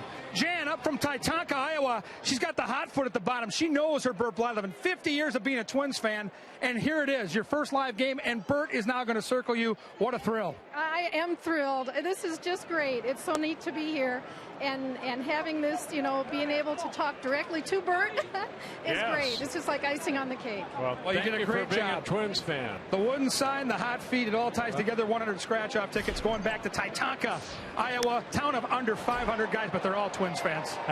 Very nice. You are hereby circled, young lady. Fly to right. Hunter retired on Chu's catch for the first out of the 5th inning. You know, while I was gone, again, I watched the ball games, but believe me, there is a big circle mark on my TV because as Jack or Roy tried to circle, I also was at home circling. Really? Yeah. Now, would you use a grease pencil? Use a Sharpie? No, or? just my finger. Oh, okay. Well, I need to find out where Titanca, Iowa is. Well, the Twins Never heard need of to it. get a base hit right here. Only 1 hit off of Gallardo. That came with Joe Mauer with 2 outs in the 1st inning. 11 retired in a row. Rosario, the batter. And a belt high strike.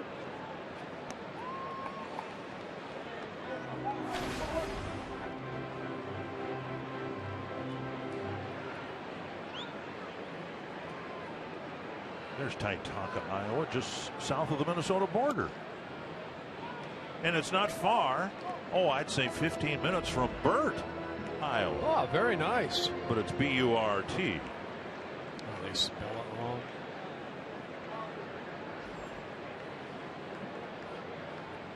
So it's about an hour. I bet there's some really west nice of Mason City. Burt. Really? Oh, yeah. Well, I'm sure there are. Yeah. I didn't want to question that. Here's our Sanford Health injury report. Byron Buxton activated yesterday. He was on a rehab assignment, a left thumb strain. Triple, couple of runs batted in the first game of a doubleheader. 1-2 to Rosario in the 5th. Yeah, remember he got called up earlier from Double-A, so this is his first stint at the Triple-A level. See what Andrus can do with it. He doesn't get much on the throw, and Rosario gets an infield hit. There you go. Hopefully get the Twins off the snide right here. It's an infield base hit for Rosario, only the second hit. And that stops that streak of 11 straight outs for Gallardo.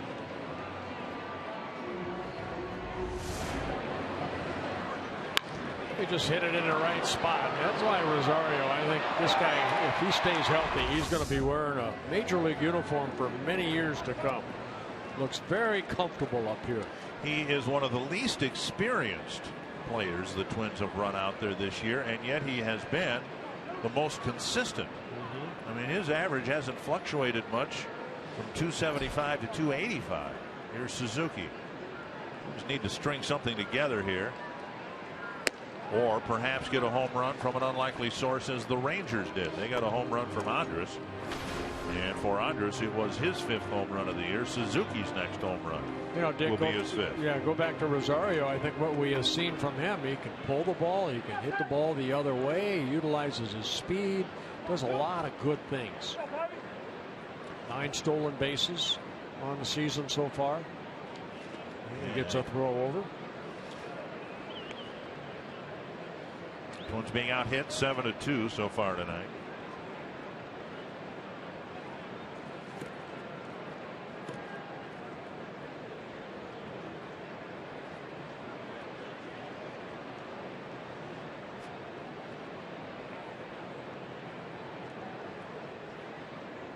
Uh-oh. Picked him off.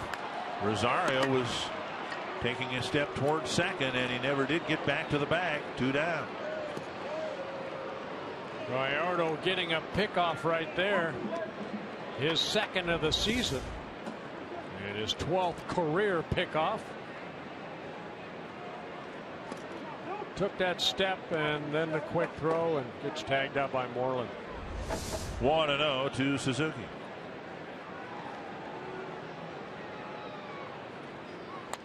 Fouled back.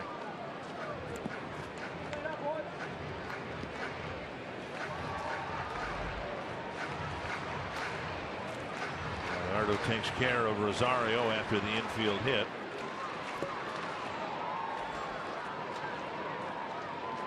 See if Suzuki can come through for his fans.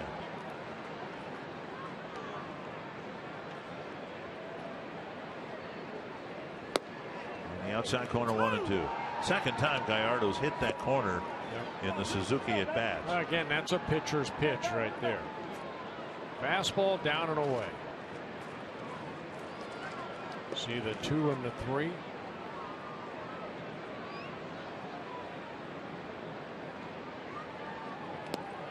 And now in the dirt, 2-2.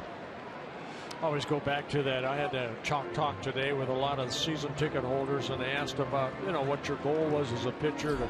I always said I always pictured that Ted Williams chart with all the baseballs in it.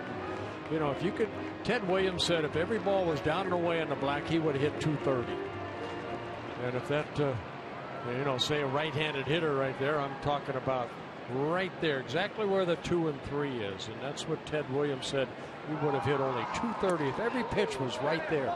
Well, what's that tell you as a pitcher? You have to control the corners on both sides against a right-hander and a left-hander. 3-2 to Suzuki. Escobar on deck. I want to learn more about this chalk talk thing. Did they actually put you in front of a blackboard and give you some chalk? No, they won't allow me with chalk. No, they won't give me any. Ball stroke foul. About 20 season ticket holders. I've done it from time to time. We kind of meet up in the Legends area and just talk a little baseball. But It's called chalk talk for no good reason. No, I have no idea why they call it chalk talk. It should be called Burt talk, because they ask questions and I talk. Okay. 3-2 to Suzuki. I thought maybe Dave Chalk was going to show up. He used to be with the Rangers.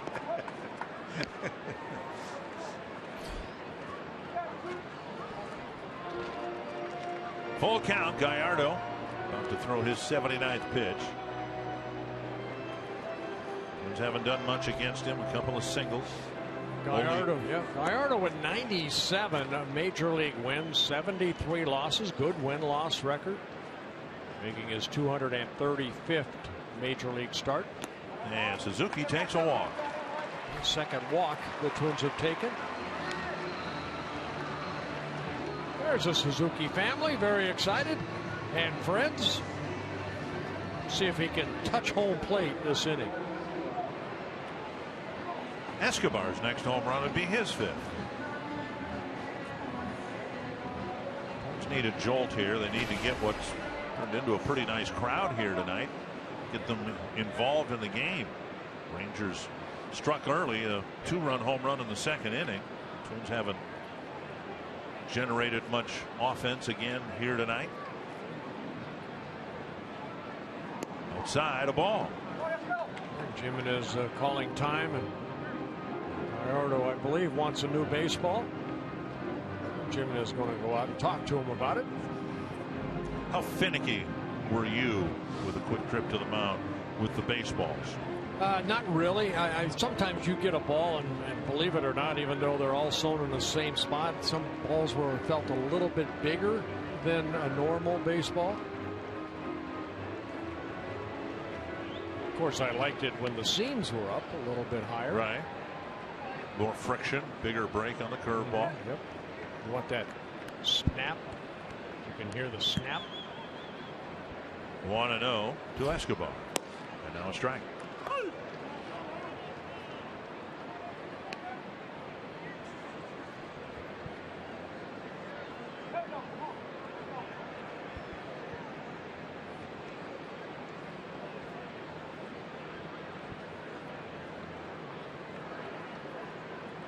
One and one.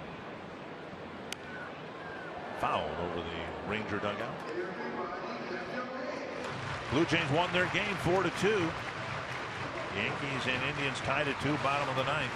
What's that, 9 in a row now by the Blue Jays? We went to Toronto. Twins had a lead over Toronto in the wild card standings. That's how quickly things can flip around one way or the other. 1-2. And now up high.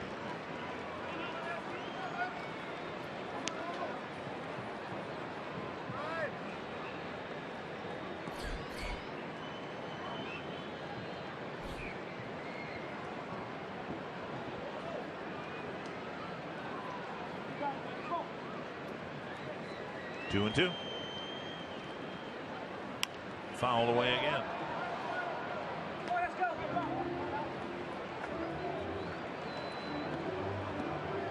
Gallardo making his 24th start. His 8th career start against the Twins. You see the pitch count at 84.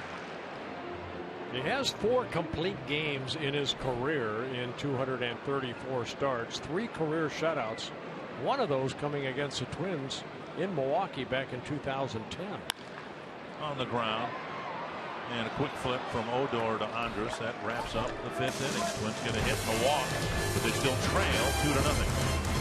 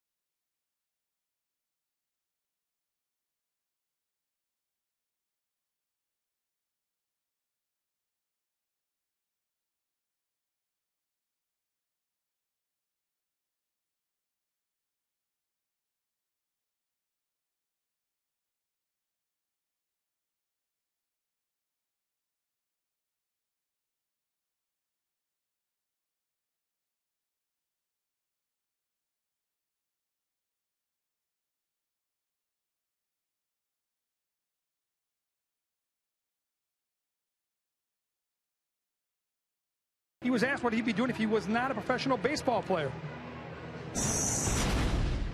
I would definitely be playing golf. You know, I grew up playing golf, and I mean, I still do till this day, and it's one of my passions. And you know, it's definitely something I still want to do. Hopefully, if I can, at the end of my career, you know, once I retire and be able to join the senior PGA Tour, so that way I have a little bit more time to get ready and prepare for the tour. That was our Medica Sounds of the Game. We went on to talk about this weekend's PGA Championship at Whistling Straits. He said he has not played enough golf to be ready to tackle a course like that, but the young man's got a lot of confidence that down the road, guys, he can play professional golf. Good for him. Well, thank you, Kevin. He's got, I forget what the total is. I want to say 8 holes in one. I mean, the guy's in his mid-20s, and he's already had that. I mean, he's really, really good. Can hit the ball a mile, and apparently can control the ball too, which is helpful. Yeah, I have not played with Aaron Hicks, but I've been in tournaments with him as far as golf, and well, they say he is very, very good, very consistent. 1-1 to Moreland. That's hit to left field. Rosario over and snags it, reaches up and makes the play. They made that look easy, but that ball was hit on a line right there. Rosario went over the last second, had to reach up and snare that line drive. Kind of stopped right there and then went back and reached up like it was nothing. Nice play. Gibson now with 5 1/3 innings, and that's not anything to write home about, but it is longer than any start the Twins have had in about a week. A strike on the outside corner to Hamilton. Hamilton with a single in the second, right in front of Andres' home run. And he hit a little nubber, looked like a swinging bunt for a hit. Gibson made a great play to throw him out, leading off the fourth. 1-1.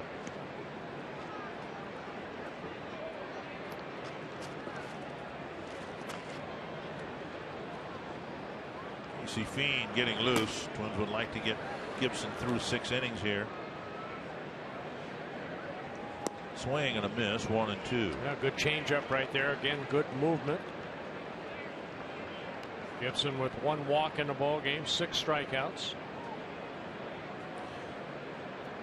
11 times this year in half his starts, Gibson's reached triple digits in pitches thrown. Yeah, most pitches he has thrown, 114. That came in the 8 shutout innings in Kansas City back in early July. And now 3-2 to Hamilton. He hasn't had a 1-2-3 inning. At least 1 hit allowed in every inning. I take that back. 117 pitches thrown against the Royals here back in June. Full count to Hamilton. And he lost him. Fastball tailing outside. That'll bring up Andres. Follow live Twins baseball every day with MLB.com at bat on your smartphone or tablet. Stay connected to the Twins all season with MLB.TV Game of the Day, in-game highlights, live look-ins, replay reviews, radio broadcasts, and more. Download MLB.com at bat, the #1 app for live baseball. Yeah, the walk right there by Gibson, the second, and what Paul Molitor and also Neil Allen want is Gibson to get through this inning. He doesn't want to bring in a reliever here in the 6th inning. And as a starter too, you want to finish that inning, so when a reliever comes in, he is fresh. He starts probably the 7th inning because of the pitch count. That's one of many things that's gone wrong with the Twins since the All-Star break. A lot of mid-inning pitching changes. Right. Popped up right side, Dozier to the outfield grass. Hunter coming in, and Torrey calls him off. 2 down. You know, the game has changed, Dick, again with the scoreboard showing exactly how many pitches you have. As a pitcher, you look up there and Gibson can turn around and see 102 pitches, and whatever's left in the tank, he knows he's got to get it out right now because there'll be no 7th inning for Gibson. It didn't used to be that way. Jack Morris told the story, and I trust Jack. You do? I do. He said he saw a game. This is before Nolan Ryan harnessed his control, and Nolan would strike a lot of guys out. He'd walk a lot of guys, but Nolan walked, I forgot what Jack said. He struck out 12, walked 10, and threw in the neighborhood of 260 pitches in the game. Probably with the Angels. Yeah, I had a chance. I don't know if you remember when we were in Arlington many years ago, maybe 5-6 years ago. I had a chance to sit down with Nolan and talk about that. And he said he probably averaged, he would guess, on an average, 160 to 170 pitches a start. Swing and a miss, 2 strikes. But can you imagine 250, 260 pitches thrown? I mean, that's like 3 starts worth these days. I remember when he pitched against the Twins in Anaheim with that twilight going down. Nolan was all over the place anyway, and he had one of those games against the Twins, struck out 15, 16 batters and walked 9 or 10, and yeah, no telling how many pitches. Nice stop by Suzuki. One of the funniest baseball stories I've ever heard has to be told by Tony Oliva, and he's told it on many of the caravan stops about one of those games with Nolan Ryan and Rod Carew in the batter's box and Tony in the on deck circle. And I won't even try to tell it because it needs to be told by Tony. Yes, in the twilight. 1-2. Hey, Rumi.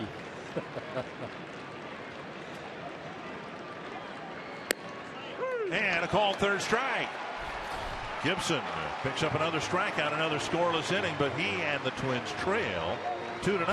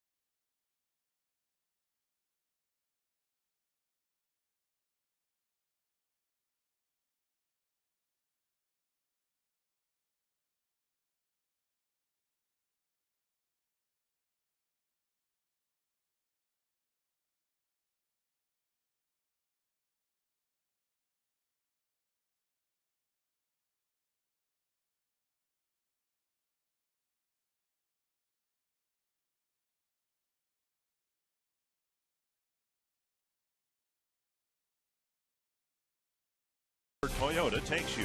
Test drive one at your Toyota dealer. Toyota, let's go places. By Sanford Orthopedics and Sports Medicine for the everyday competitor in all of us. And by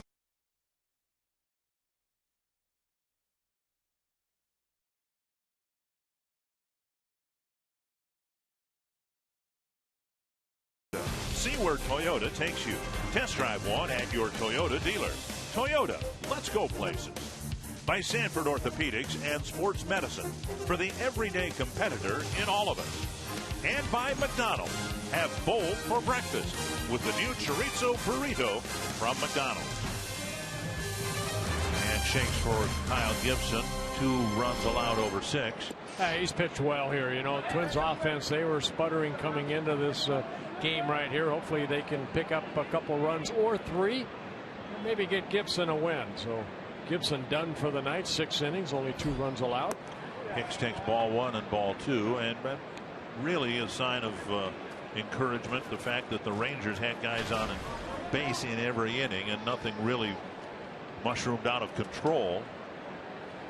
See, with 3rd time's a charm for the Twins against Gallardo. Popped up, it will reach the seats. Hicks with a big aggressive swing on 2-0, which is what you'd like. But he lifted a tall pop-up. Again, you look at the Rangers, too. They've won 8 of their last 11 ball games after the All-Star break, hitting .287 as a ball club. You know, a lot of scoring, a lot of runs. So good job by Gibson keeping the club in the game. Now it's up to the offense to pick up the pitching. 2-1. Hicks, Dozier, Mauer. 3-1. Gallardo with 2 walks in a ball game, only 1 strikeout.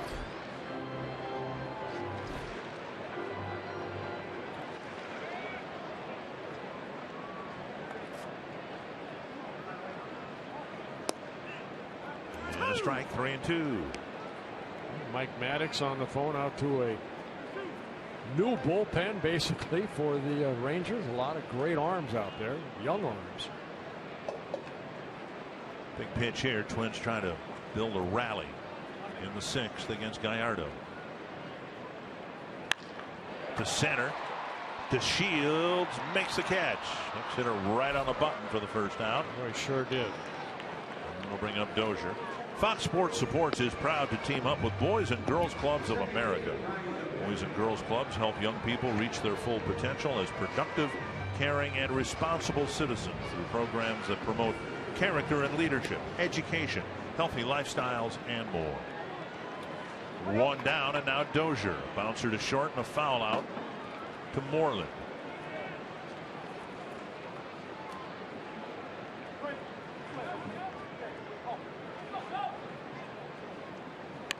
Bunt. Beltre, bare hand, fires off balance and makes a sensational play. We saw we saw him make that great play off the bat of Torrey Hunter, right, down that third base line here. Brian Dozier just trying to get on, but the 4-time Gold Glove winner again, bare hands it, off balance throw, able to get enough on it to get the speedy Dozier. You see Dozier not even in the picture. He got him by 2 steps. Yep. 2 down, and now Mauer. Mauer 7 for 14 against Gallardo, but there are 2 out in the inning. Mauer trying to get Sano to the plate with a man aboard. Down and away, ball 1. I mean, this is as well as you can play this bunt. Look at him react right there. And I mean, yes, the only play he had was to barehand it, but then the off-balance throw was something on it to get the speedy Dozier. Great play. Second great play by Beltre at third. There's a reason the Twins have just 2 hits. Beltre's taken 2 of them away. 2-0 to Mauer.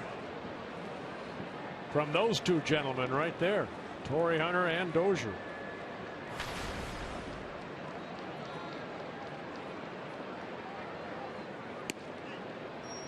And a strike, 2-1.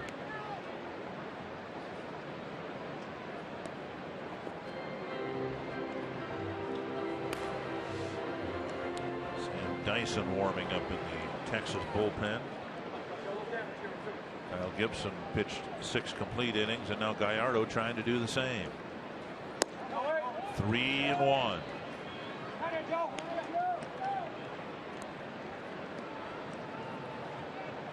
Sano has walked and bounced to third so far.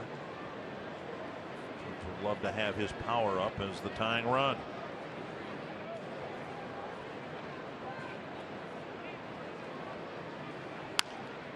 Three and 2.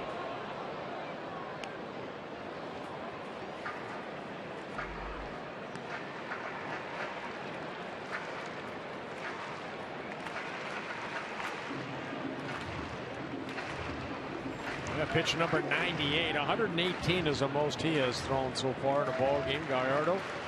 That came in early May against the Oakland A's. Full count with 2 down. And another foul. Gallardo again has really struggled as of late, coming into the game with just 19 innings pitched in his last 4 starts, and in those 19 innings he gave up 18 earned runs. But he has been effective here tonight.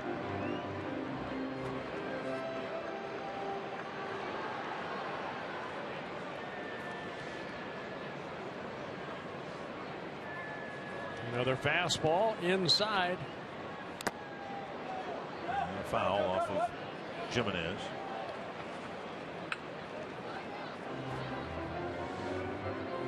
Opening day starter for the Rangers. Gallardo. Darvish was hurt. The injury started early for the Rangers in the pitching department.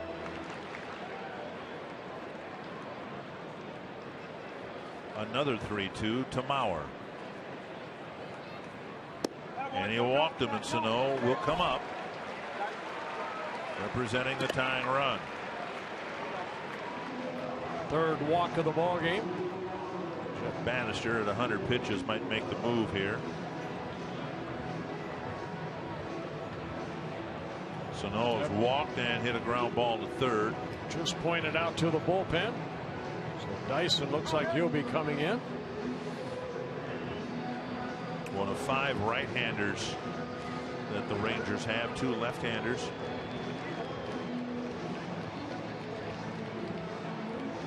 And Gallardo is off the mound. Got a lot of help from Adrian Beltre early in the game, and again here in the 6th. It's 2-0 Rangers.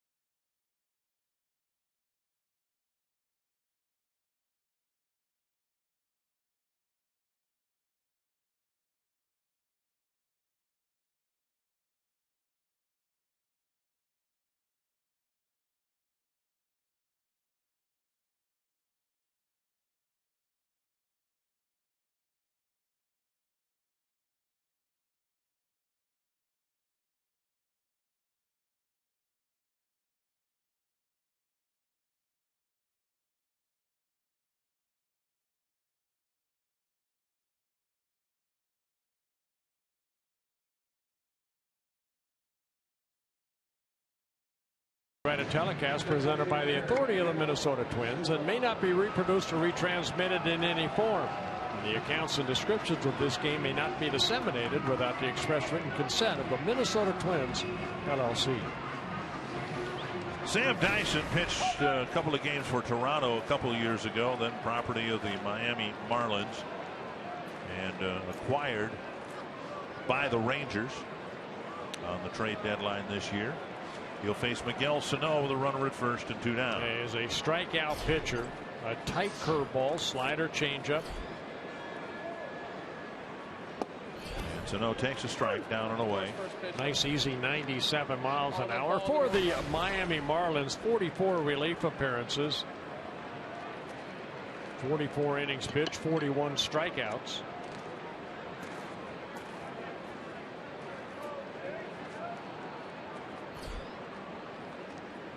Down and away, 1-1.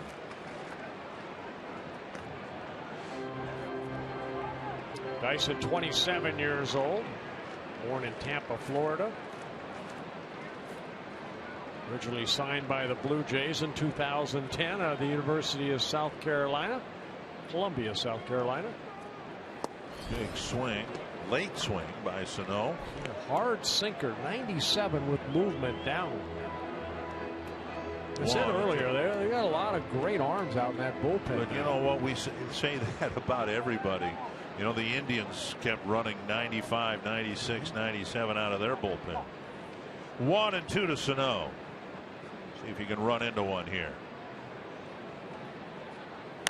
That's to right. It'll be down for a hit. Mauer around second. He'll go to third. Sano will hold up. Hit it right off the end of the bat. A single, and that'll get Plouffe to the plate with 2 men aboard. It's a good at-bat right there by Sano. You know, after a couple good sinkers down, Dyson left the ball up, and Sano just went with it. Didn't try to pull it. Just took it down to that right field corner. See the location? It looked like a breaking ball that stayed up, and Sano taking it the other way, puts runners at the corners with 2 outs. Twins pick up their 3rd hit. The Twins base runners always have come after at least one man was out in the 1st inning. They got runners at 1st and 2nd after the 2nd out. Now 1st and 3rd after the 2nd out. Here's Plouffe on the outside corner at 98.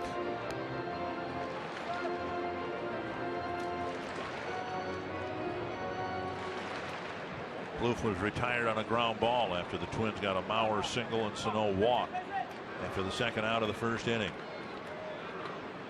1 strike to Plouffe. Now a ball.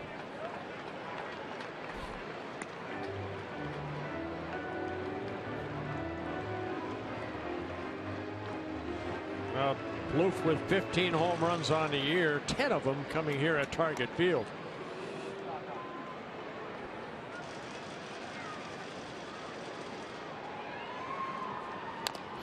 Chop foul at 97. 1-2.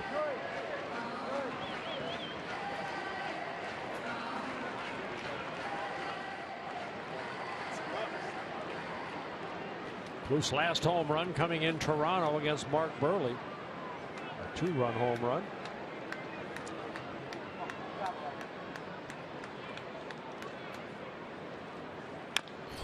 And another chopper foul.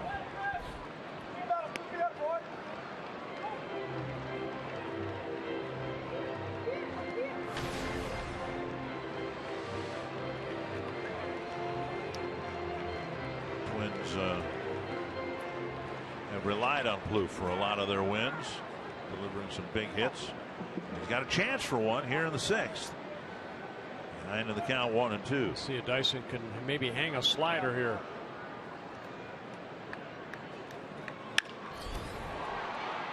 To Andrus, and that takes care of the Twins' threat in the 6th. On to the 7th. It's still 2-0.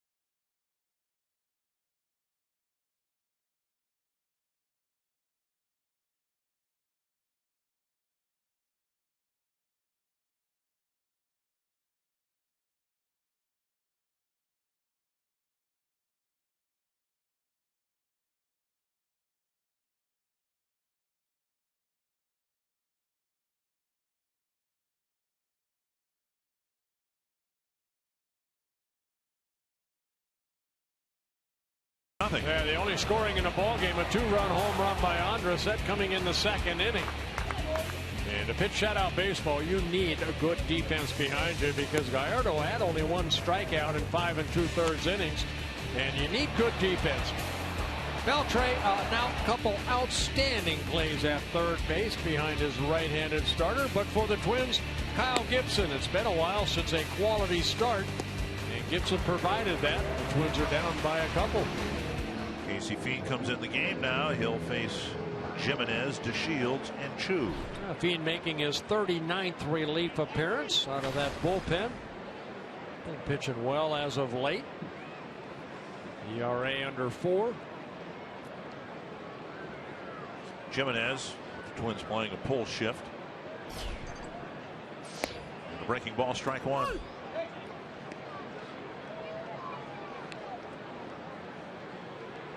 Yankees got a couple of runs in the top of the 10th to lead Cleveland 4-2. Popped up. Booth comes in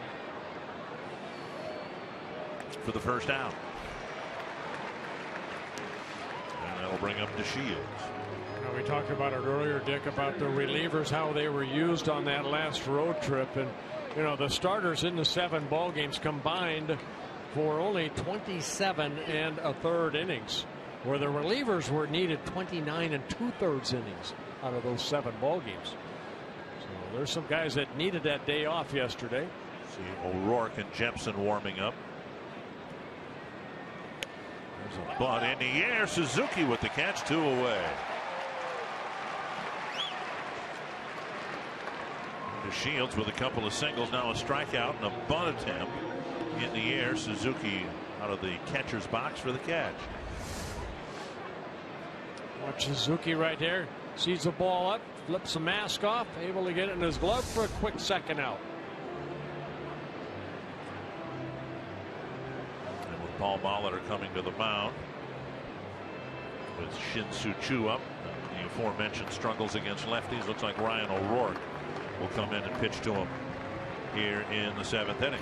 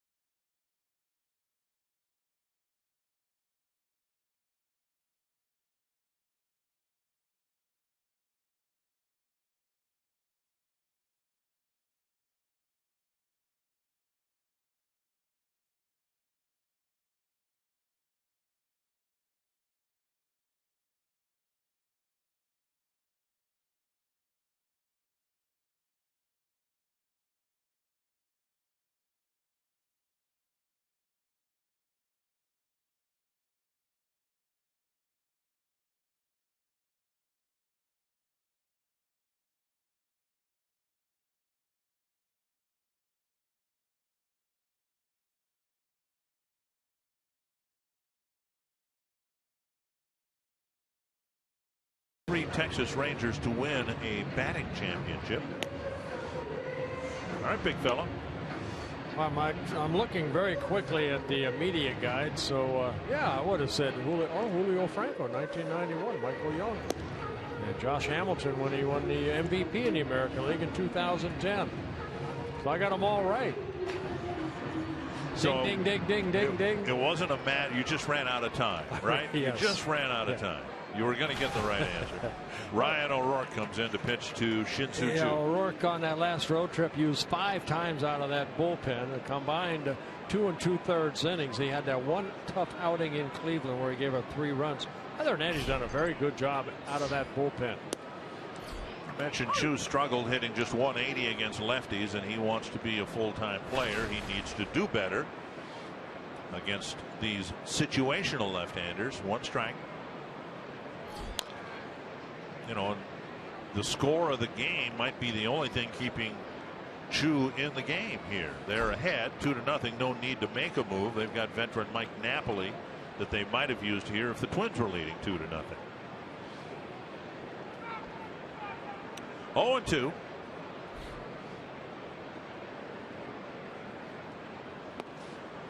And off the plate by plenty. O'Rourke, 27 years old, started the season in Double-A Chattanooga, then promoted to Triple-A in April. Called up on July 6th. lot of sliders.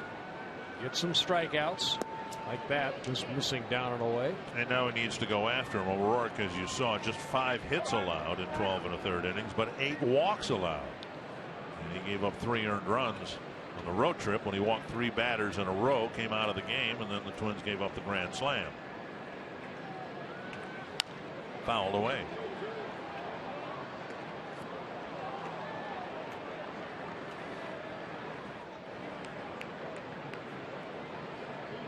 Down on the 7th. Twins trying to keep within striking distance here.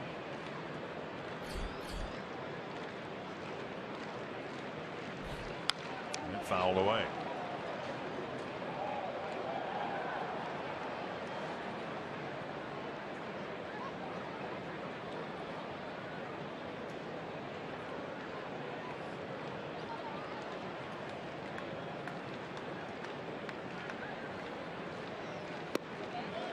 Now 3-2.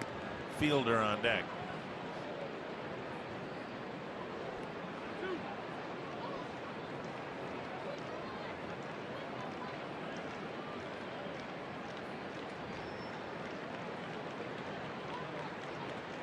Breaking ball. He left it up and Chu spun it back to the screen.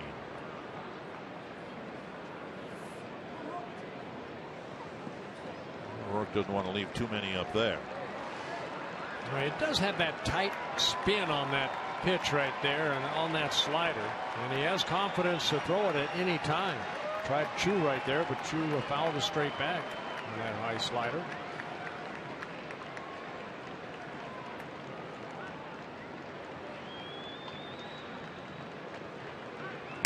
High fastball got him. Another strikeout for O'Rourke. And Keane and O'Rourke combined to have a 1-2-3 7th inning.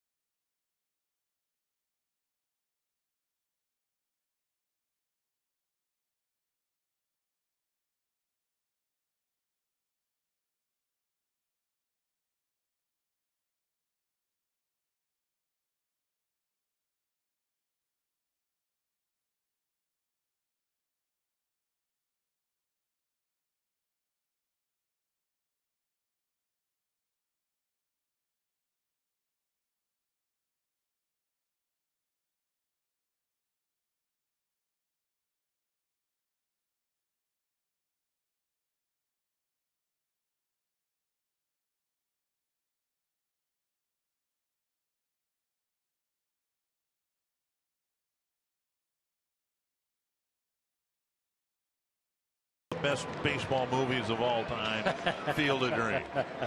Right? If Yeah, Moonlight Graham had gotten in and gotten a hit, no one would have heard of him. No. Well, the Twins trying to get something done here. With Torrey Hunter leading things off, and he takes a first pitch strike from Keona Kala. Yeah, Kala just activated. He was started out of the bullpen with the Rangers and sent down and just recalled today. Just 22 years old in his rookie season. Kala with a good fastball, clocked in the upper 90s. Hard curveball and a slider, or excuse me, a changeup.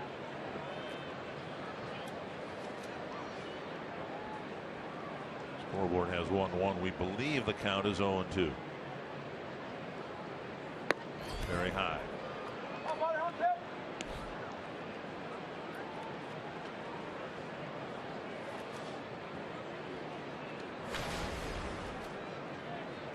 They're trying to get on base. He'd be the first leadoff batter to get on base tonight for the Twins. Swing and a miss, and he strikes out. 98-mile-an-hour fastball straight over the top. One down. Rosario will bat. First, a reminder that Sunday, August 16th, the Twins' wives are holding a book drive to collect books for TESFA International School. All books will go to help the TESFA school develop a library for the students in grades K through 6. The first 100 people to donate a new or gently used book will receive a $6 voucher for food and beverage at Target Field. Sounds like a win-win to me. Call 800-33-TWINS. Visit twinsbaseball.com for more info. Now Rosario got an infield hit but was picked off in the 5th inning.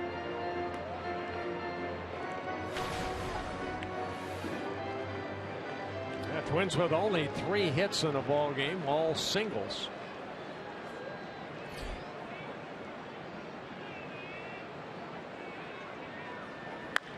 It's cracked hard but foul. Indians answer with a couple of runs in the bottom of the 10th. They've tied the Yankees 4-4. The Angels are losing, and that's why, there's plenty of time for the Twins to get some traction here, start playing good ball, and reemerge as a playoff threat. The Angels had a 4-game lead on the Twins coming into play. Rosario swings and misses 1 and 2.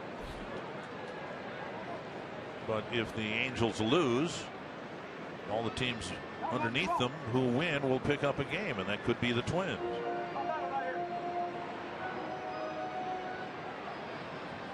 One and 2 to Rosario.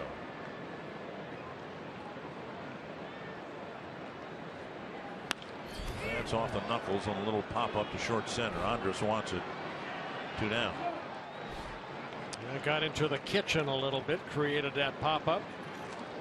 And now Kurt Suzuki. Seen a good fastball from Keller. Signed by the Rangers in 2012 out of Everett Community College in Everett, Washington.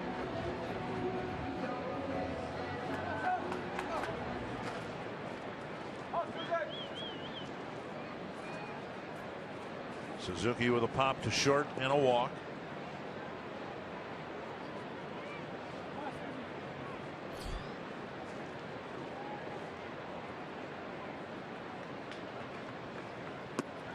Down and away, ball 1.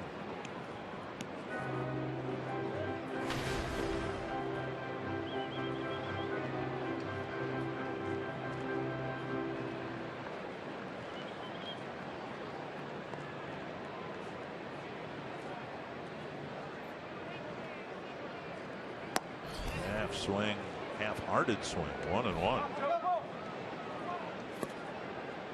Suzuki expecting a fastball. I was thinking up, but had some sink on it. Down.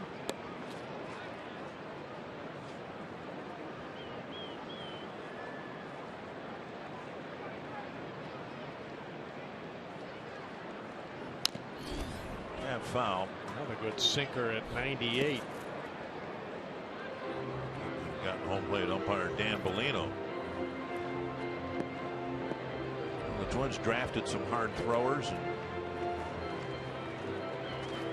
had some frustration with the likes of Nick Birdie and others developing, throwing enough strikes to take the next step up. The hope was that those strong arms would started at Double-A, would be moved up to Triple-A, and in case of Birdie, at least, he was moved back to Class A ball. 1 and 2. Fouled back. No question that in baseball now you've got to have mid-90s velocity at least We saw the Indians, as we said, 95, 95. Then they brought a guy in and made his major league debut, and he was clocked at 97. I don't know where he's finding these kids, but boy, there's some arm strength. You know, give me 1, maybe 2 innings. But this young man, Callum, my goodness. That's a fly. 6'1", about 230, they say in the media guide. And that's why it's really curious. You know, the body type doesn't dictate velocity sometimes. You'd think, all right, somebody's 6'4", 220. Well, they ought to be able to throw 95, 97. Sometimes it's smaller guys like this. Great leg drive. Remember Tom Gordon? He threw in the mid-90s. And now Suzuki, who really worked a walk in the 5th, might be doing it again here in the 7th. I don't know. I was listening to Jack too while I was gone about talking about the strength you need in your legs. And Keller, one of those guys that you can watch him push off that rubber. Now he works off that first base side, but he puts that foot in that pitching rubber, and when he explodes toward home plate, it's all off of that right leg, and that helps create the velocity along with a great whip of the arm. That's a deep drive. Suzuki waiting on 97. He just didn't wait long enough. You know, as a pitcher, no matter what you do in any sport, you need good balance. And right there, watch the foot. Watch it push off of that rubber. It's like a runner off of the starting block when you're in a big race. And the 3-2 coming to Suzuki with Escobar on deck. That's your strength. Your arm is nothing more than a whip. And out of the mound, Jimenez. Remember the Royals? I know he's had arm problems the last couple of years. A left-hander, Tim Collins, who was what, 5'6"? Right. But he threw 95 miles per hour because of tremendous leg drive. Yeah, great curveball too. And he had that Tommy John surgery, and they're hoping that he'll come back next year.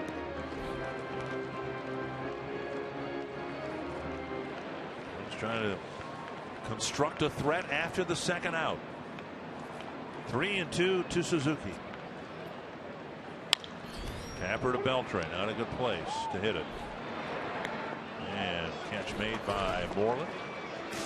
And it's a 1-2-3-7 for Keller.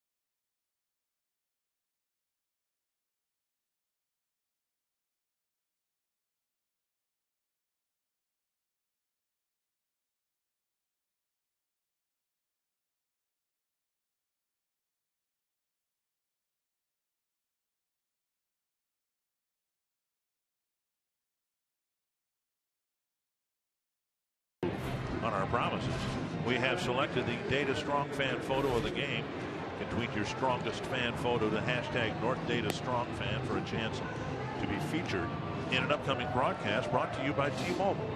See, now that person right there, they did not need or use the selfie stick. Oh, I like the glasses of the young lady. Something Elton John would have.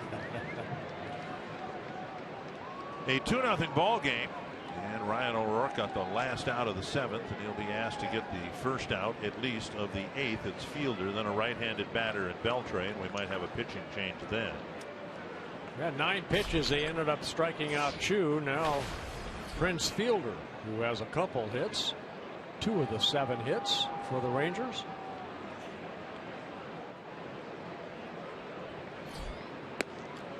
Pitches up, ball 1.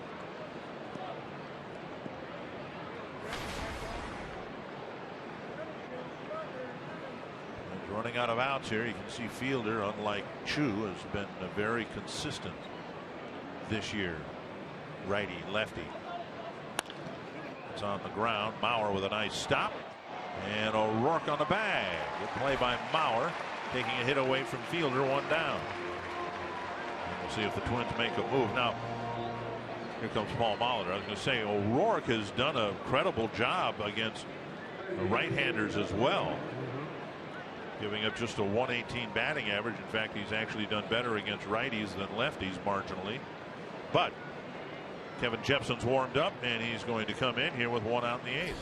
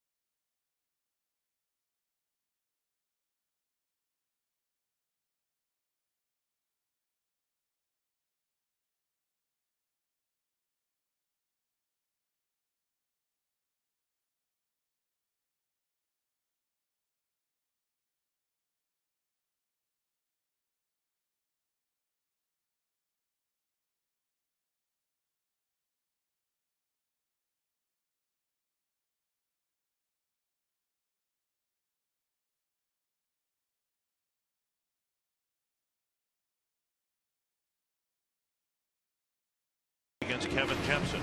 Yeah, Jepson traded over to the Twins from the Tampa Bay Rays back on July 31st for a couple minor league pitchers. A little shaky start in his first start as a Twin back on August 2nd here against Seattle, but 3 shutout innings and 3 appearances on the road. Jepson originally signed by the Angels and actually signed by my son Todd when he was a scout for the Angels. Reno, Nevada. Jepson will be asked to get Beltre. Let's have another left-hander, Dunsing warming up. He may get Moreland.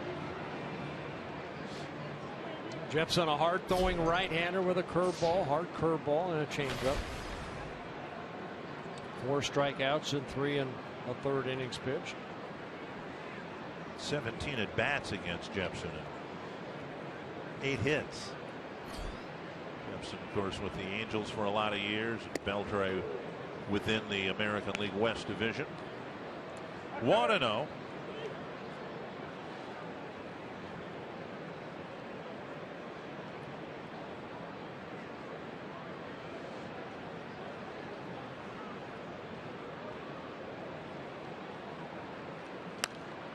Heading back just over our heads. There's a lot of things over our heads. Beltre took a double away from Hunter and a single away from Dozier in the game.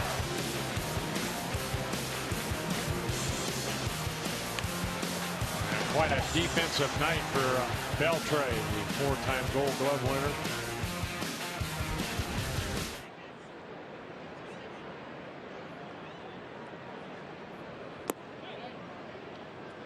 And now 2-1.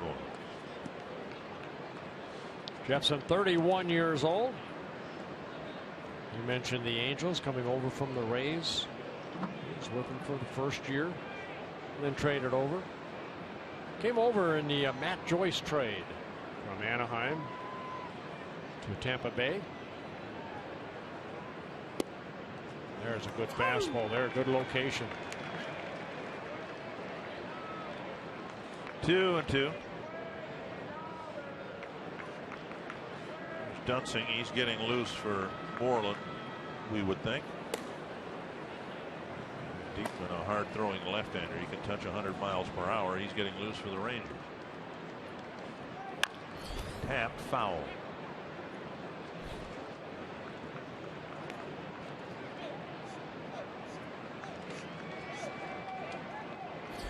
Beltre's first big league year, 1998 with the Dodgers.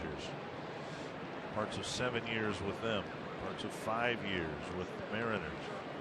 He signed that big contract with the Mariners. It just didn't pan out the way that Seattle was hoping. They got Richie Sexson too during that time. They were hoping that they were going to win some divisions. Now 3-2. 1 year in Boston that kind of rejuvenated his career. He averaged down this year, quite a bit down, but came into this year with a .285 career mark.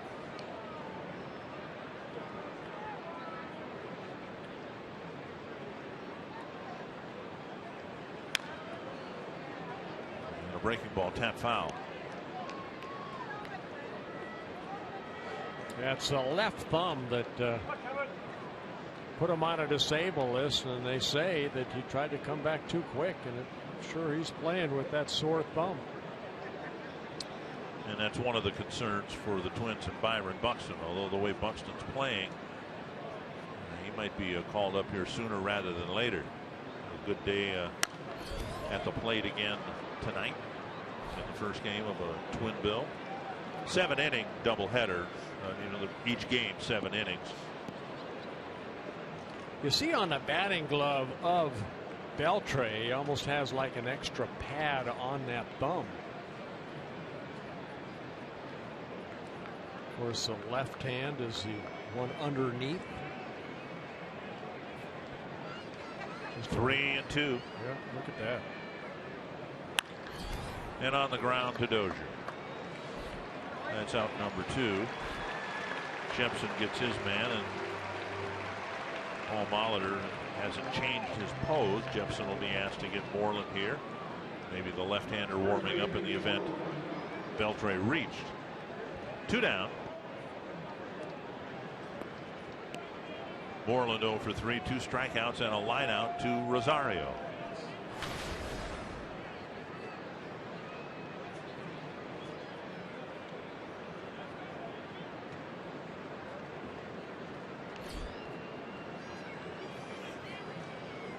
Fox Tracks presented by Carrier. Now it's just early in the ball game, but the Seattle Mariners are beating the Orioles 4-2. That's in the 2nd inning. The Orioles, another team ahead of the Twins in the wild card standings. None of it matters, of course, unless the Twins play better baseball. Exactly. But the notion that the race is over is terribly premature. Yes. 3 ground ball outs and a 1-2-3-8.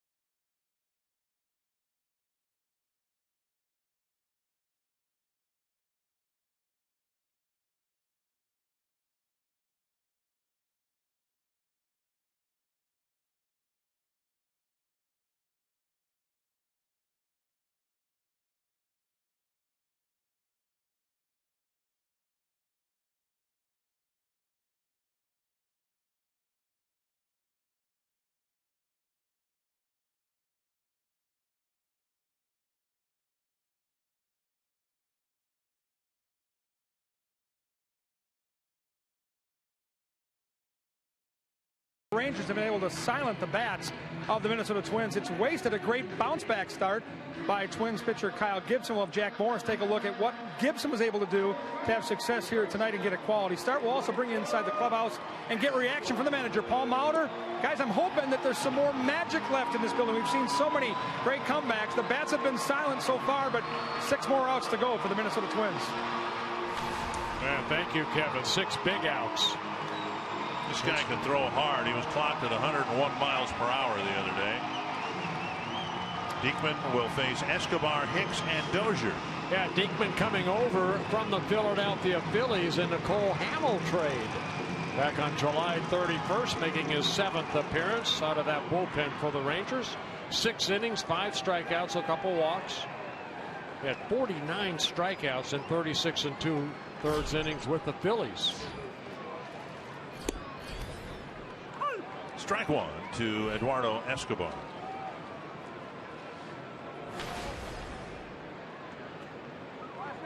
Escobar hitting just 200 from this side of the plate, but of course Hicks, the next batter, a much better right-handed batter than left-handed batter. Diekman with that fastball, 97 plus, a sweeping, a breaking ball, and a changeup.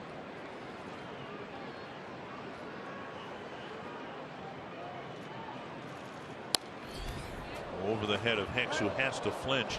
Now, we've talked about this before. The on-deck circle so close here. Hicks was about 15 feet forward from the on-deck circle to home plate, and now he's retreated back. He was up on the grass, and the ball was well over his head, but it was directly over his head. 2 strikes. Popped up right side. Moreland will chase it. Chu will chase it. Run out of room. And they ran out of room. Yes. Boy, you look at Diekman, you have to think of Chris Sale. I mean, he's got that type of body frame that Chris Sale has for the Chicago White Sox. 6'4", about 205.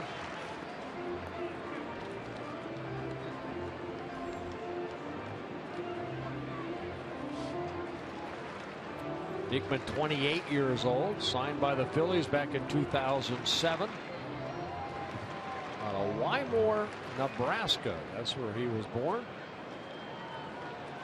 Escobar behind 0-2.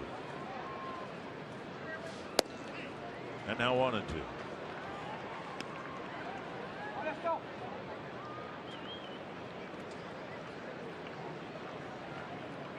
High number of walks, about 5 per 9 innings pitched.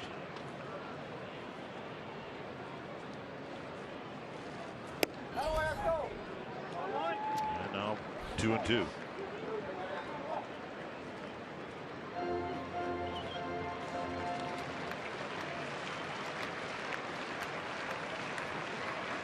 Good 8th inning pitcher and a good luck omen for the Twins. Trevor May getting ready for the 9th. Fouled away again. 98.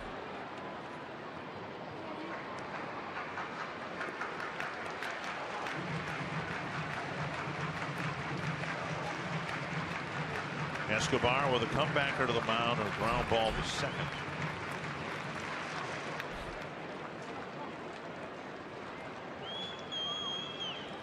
Not the easiest guy to walk, with just 12 walks in over 250 at bats. But now it's 3-2. Twins haven't had a leadoff man on tonight. They'd love to get Escobar up for the top of the order.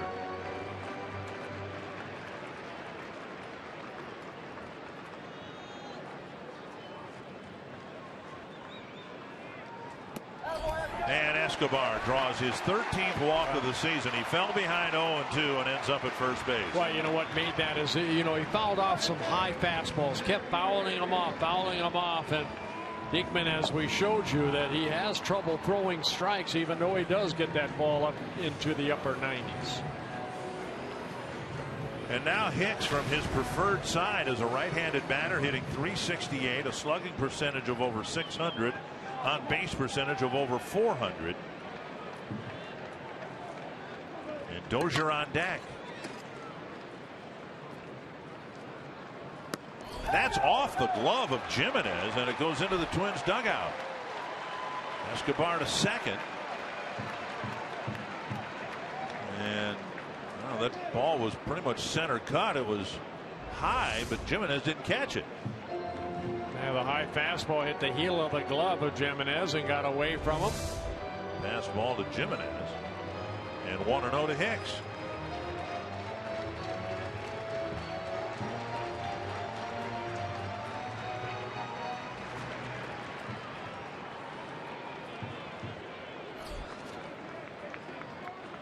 Hicks, our pregame guest on Twitter Tuesday. He slices one foul, 1-1.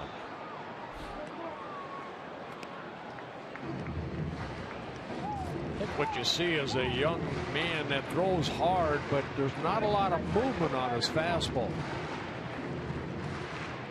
The Twins have caught up to it, just fouled him off.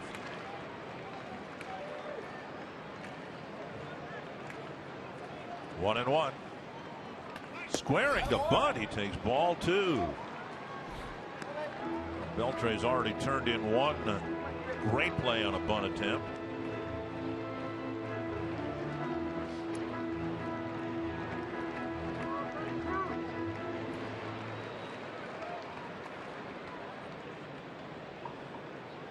Two and one. A high fly short center. And DeShields is under it. One away. And that'll bring up Dozier.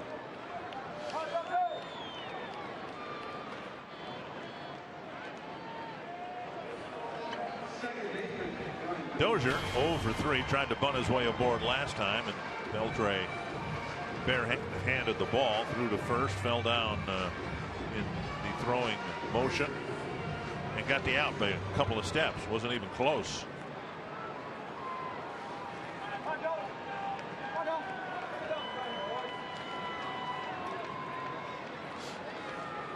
Brian needs a good fastball inside right here.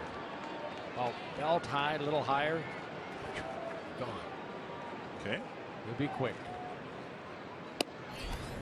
It's a breaking ball. Or no, that was 96. One strike. Yeah, took something off his fastball. Right-handed batters are now 0 for 13 against this guy since the trade. Lefty's 1 for 7.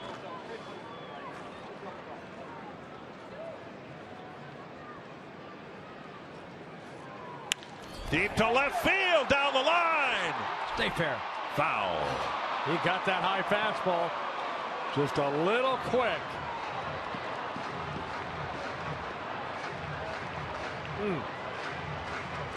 Just a long strike. You know what's amazing about Brian's swing right there? A lot of guys would pop that up, but Brian just makes like a solid swing, like a level swing. The ball just hooked. Foul. Boy, had enough to get over that 339 mark. A little too much hook.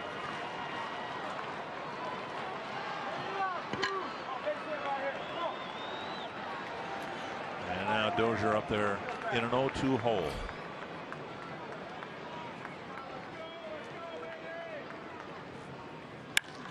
Deep to center field. DeShields back. Makes a wonderful catch on the warning track. Wow. Delino DeShields with a tremendous grab of Dozier's drive. Yeah, the hardest hit ball here tonight. I know Aaron Hicks hit a line drive to DeShields in the 6th inning, but boy, you can't hit it any harder. But what another great defensive play by the Rangers. This one, DeShields going back. It looks like it's over his head. There's no way he's going to catch this. But he's able to leap at the last second and make an outstanding running catch. Oh, he covered some ground right there. Great concentration. The leap hit the heel of the glove and still went in. Nice catch. Dozier just misses a game-tying home run down the line and just missed hitting one over the head of the center fielder. 2 down, and now Mauer. Strike 1.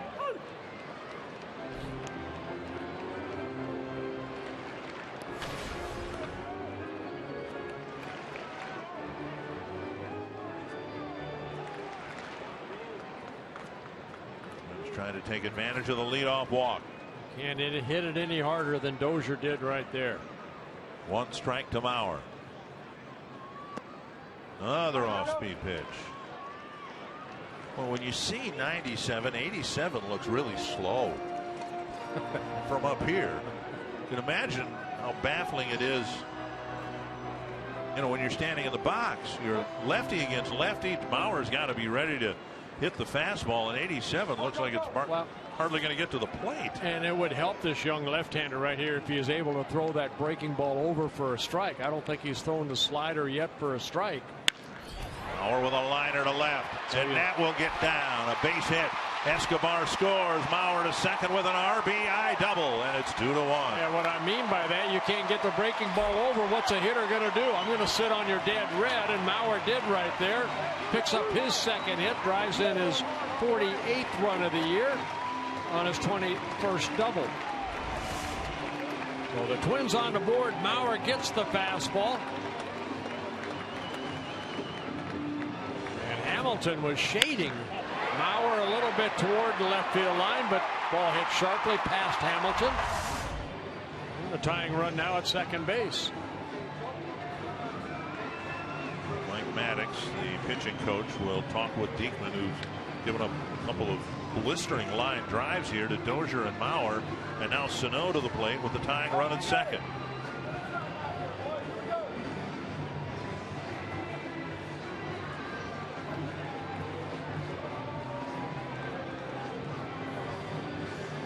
Sano on the night with a walk and a single. Mauer, by the way, 2 for 3 with a walk.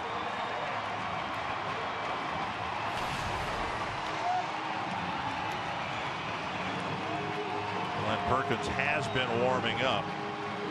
Might get the 9th inning in any case, but Sano trying to at least tie the game up here in the 8th. Power against power swing right here. Trevor May warming up as well.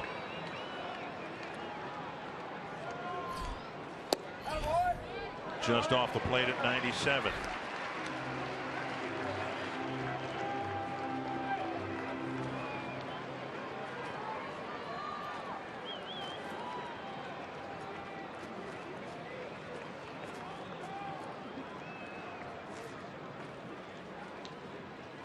Big swing and a foul. 1-1. I think if you're a baseball fan, you always want to see someone that can throw as hard as Diekman can.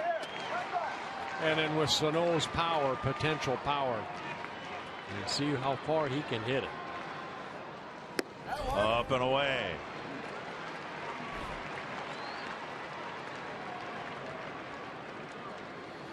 Diekman thought he had a strike. He might have been right.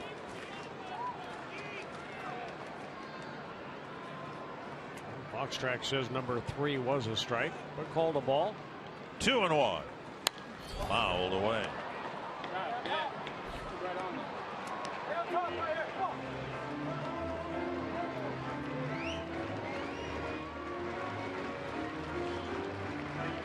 ...108 at bats, and 45 strikeouts for Sano.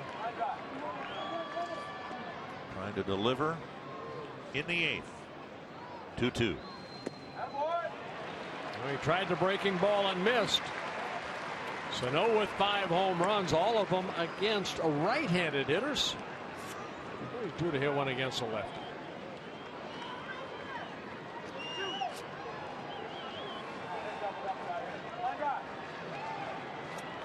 Three and 2 to the rookie. To right field. Going back is Chu. Off the limestone. He's tied the game with a double. Miguel Sano ties the game at 2.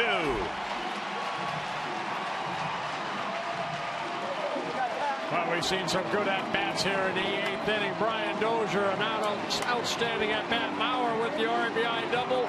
Now Sano getting up that fastball, making good contact off that limestone out right field. An RBI double for Sano and ties the game at 2 apiece. You're absolutely right. Diekman's inability to throw an off-speed pitch for a strike. Once the count ran to 3-2, Sano knew what he was going to get and missed a home run by about a foot. A leadoff walk, a pair of 2-out doubles, and the Twins have tied it up. Sano driving in his 19th run of the year.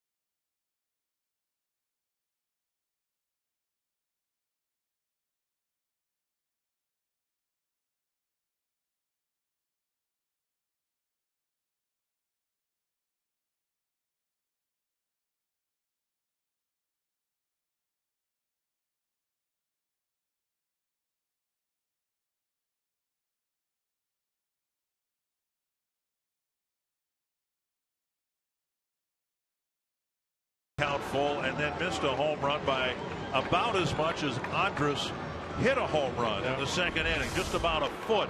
Boy, he hit that fastball hard right there against that limestone. But it ties the game at 2 apiece. Shane Robinson taking over for Sano at second base. Spencer Patton home run prone. He's given up 4 of them in just 21 innings. Opponent batting average low at .231. Robinson in at second, 2 down. Plouffe at the plate. Swing and a miss on the breaking ball. That Patton with fastball, slider, we just saw that, and then a change up in his second season with the Rangers. Started it in bullpen with the Rangers, then back in June, optioned to AAA, then recalled a couple weeks later, making his 22nd relief appearance. 1 strike to Plouffe. Just off the outside corner at 92. Plouffe tonight, 2 grounders to short and a fly ball to right. Any hit to the outfield should score Robinson with the go-ahead run. No decision for the starters, Gallardo and Gibson. Over the inside corner, strike 1 and 2. Yeah, credit again Kyle Gibson by keeping the club in the game. He gave up 2 runs in the second inning on the home run, the 2-run home run, but didn't give up any more. Good job by the bullpen so far by the Twins. Bean, O'Rourke, and Jepson.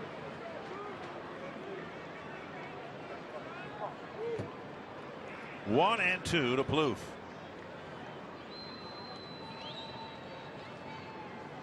Got him with a breaking ball. Plouffe spikes the bat and the helmet, but the Twins get a pair of 2-out doubles to tie the game up in the 8th.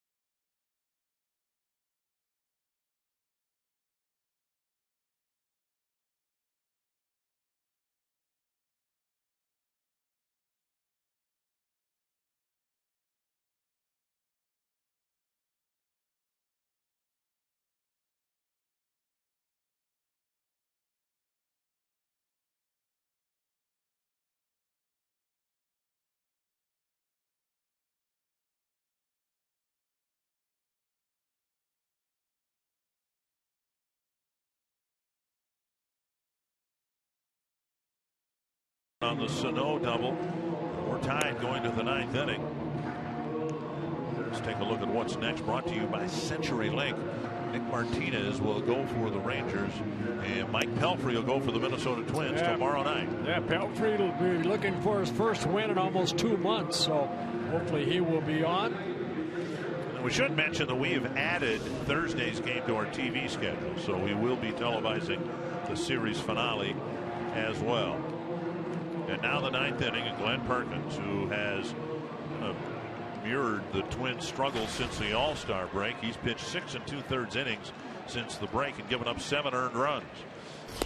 And Hamilton takes strike 1. Yeah, Perk making his 46th relief appearance. He worked only once on that road trip, and that was picking up his 30th save in the Twins' only win on the 10-9 win against Cleveland. Out in front.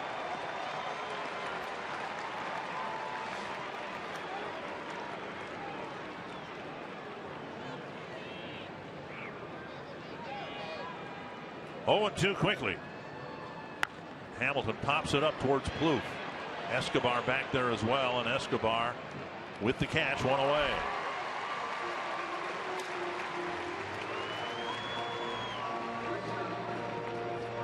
One down, and that'll bring up Elvis Andrus.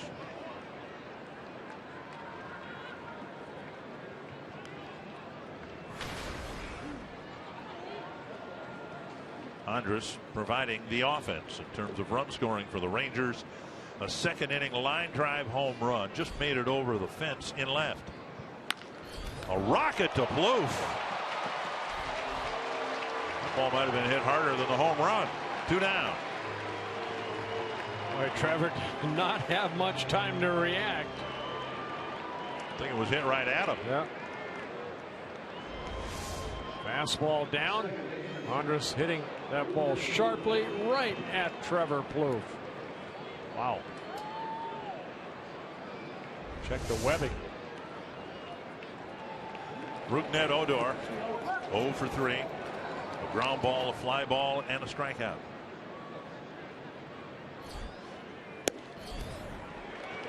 Perk's velocity is there.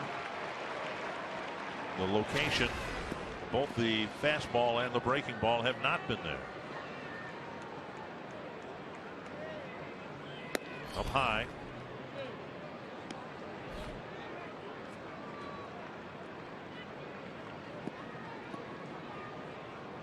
Perkins got his 30th save in Cleveland, giving up a hit and a walk. And Odor behind now 1-2.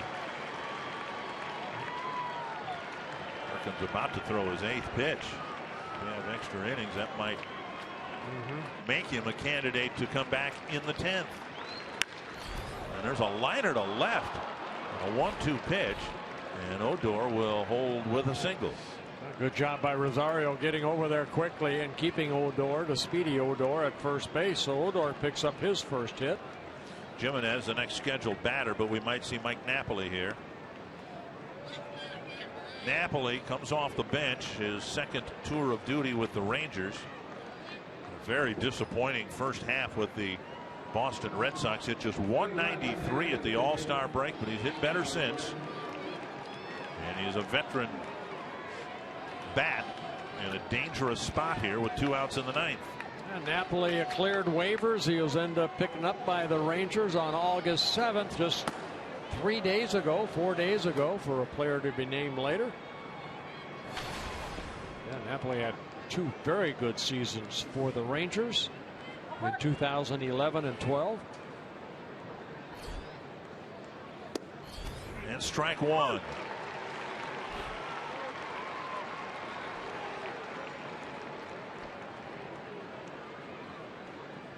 Rangers with a 12-man pitching staff, 4 bench players, including Napoli.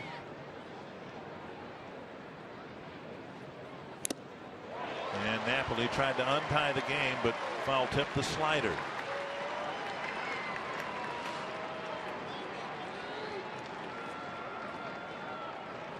Yeah, Napoli in his 10th major league season has 199 career home runs.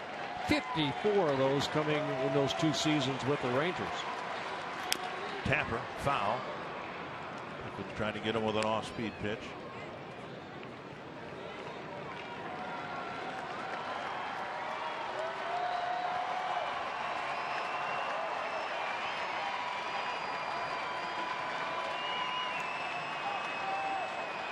Two strikes to Mike Napoli. And time call. Just about ready to deliver the pitch. We saw Suzuki put the 3 down for that slider, down and in. That's where he'd like it. And they're going to stay with it. Breaking ball missing low, 1-2.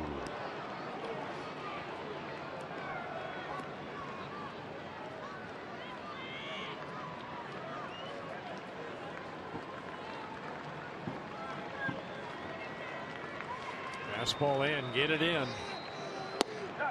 Down the middle, strike 3. Perkins with a scoreless ninth. Twins hoping for a walk-off win in the opening game of this series.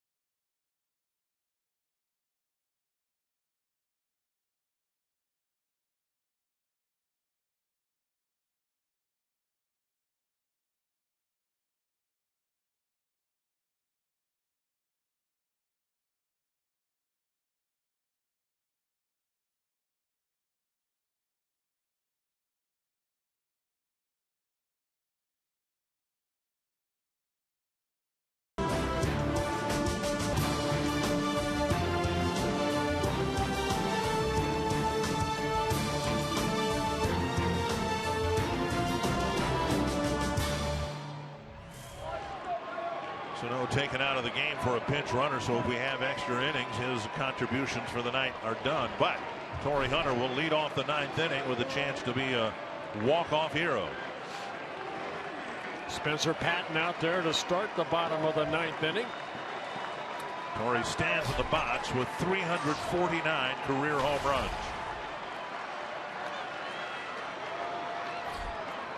Down and away, ball 1. It is Hunter. Then it will be Rosario and Suzuki.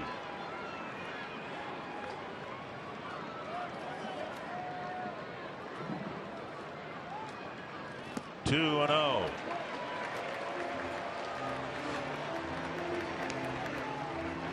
Got Plouffe with a breaking ball in the 8th. Now he's fallen behind 2-0. Bobby Wilson is the new catcher for the Rangers. And Torrey with a hefty swing, and that got a piece of the home plate umpire again. Second time in as many innings, I think. Torrey, whatever Bolino said made Torrey laugh.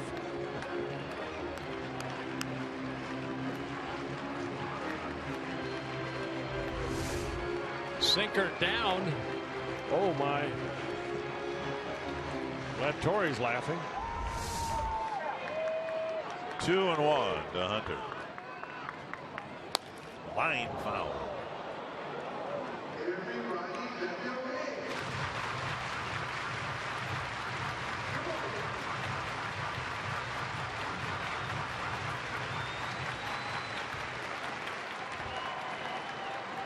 2-2 to Torrey Hunter. A drive to right center field. Chu back near the track. One down. Yeah, a little bit off the end of the bat. And that'll bring up Rosario. Rosario with an infield hit in 3 at-bats.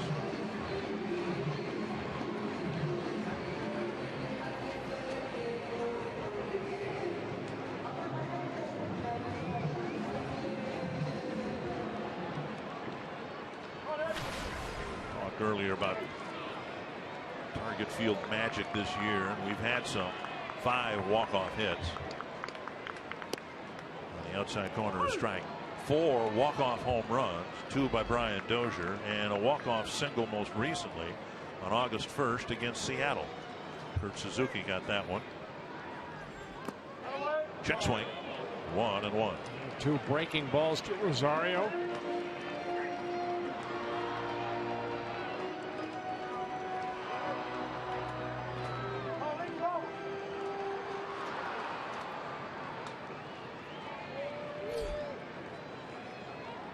Swing and a miss. It's 1-2. Another breaking ball. Rosario struck out in the 2nd, got his infield hit in the 5th, and then popped to short in the 7th. 1-2 to the Twins left fielder.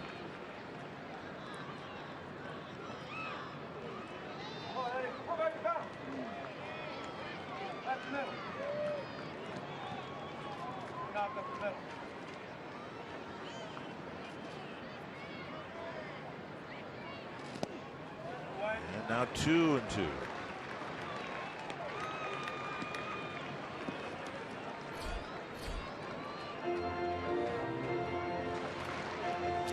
Everything's been off speed to Rosario.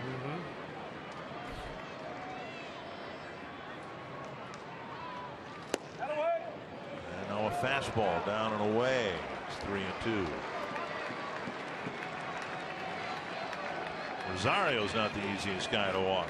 276 at bats, just 10 walks, one of them intentional. 3-2. Chopper to short. And Andres throws him out. Nice stretch at first by Moreland. 2 down. And we'll bring up Suzuki. A nice play by the shortstop right there. Andres going up the middle and having to get rid of it quickly because Rosario got down that line very quickly. A little short hop right there. Quick flip over to Moreland for the 2nd out. Suzuki with a pop to short, a walk, and a ground ball to 3rd.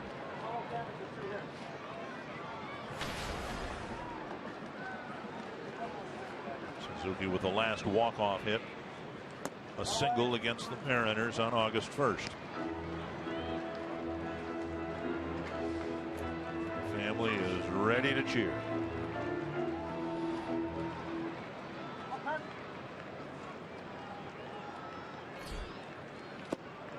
Missing inside, 2-0. If Suzuki could reach, then Escobar would have a chance here in the 9th inning.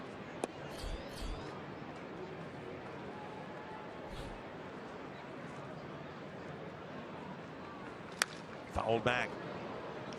2-1. And Suzuki had a home run on that last road trip off of Trevor Bauer last Saturday, a 2-run home run, his 4th home run of the year. He had 3 last year.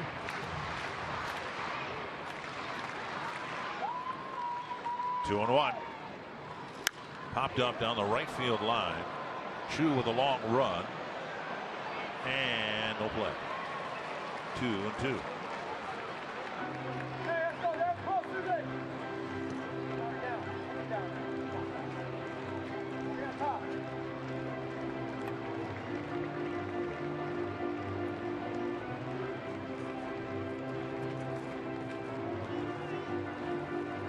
Suzuki's seen a lot of pitches tonight. He had to work for his walk on the 5th. He ran the count full in the 7th. Now it's 2-2 in the 9th. And he takes ball 3. Again, Escobar, the on-deck hitter. Twins have 2 men left on the bench, Nunez and Herman.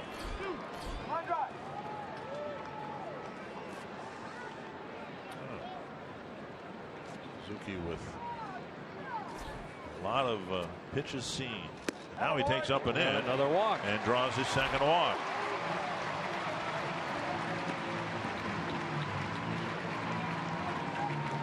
And Escobar will hit with a man at first and 2 down. Escobar last year, of course, hit 35 doubles. The doubles haven't come nearly as frequently this year. Escobar with 16 doubles, 3 triples, and 4 homers.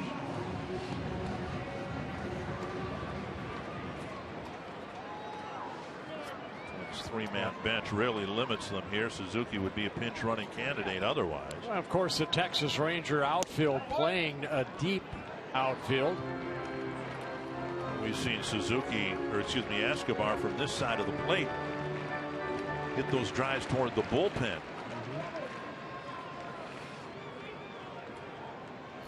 1-0 to Escobar. 2-0. And here comes Mike Maddox. There's Bobby Wilson, who ran out first, and Mike Maddox following him.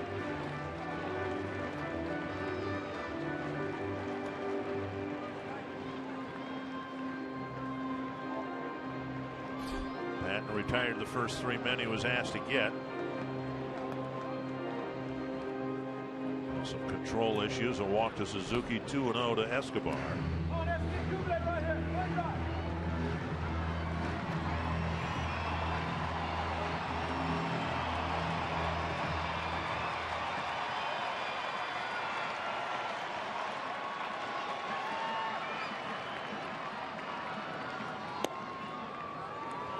And over for a strike.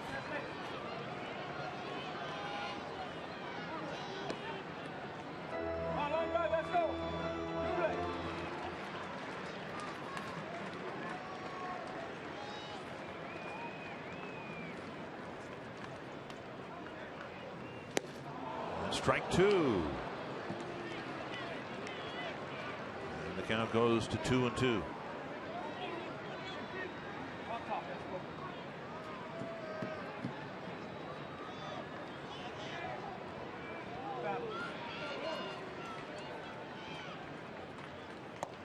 Three and 2, and now Suzuki will get a quick start from first. That'll help Suzuki get a little start, little jump right here at first base. See what the Rangers do with Moreland. He's going to play in the vicinity of first base. Keep Suzuki fairly honest. The ball hooked down the right field line into the corner. It hits the sidewall. Suzuki to third. He's being waved around. He's going to score. Suzuki will score, and Escobar gets the big double. Exactly what the doctor ordered after that ugly road trip.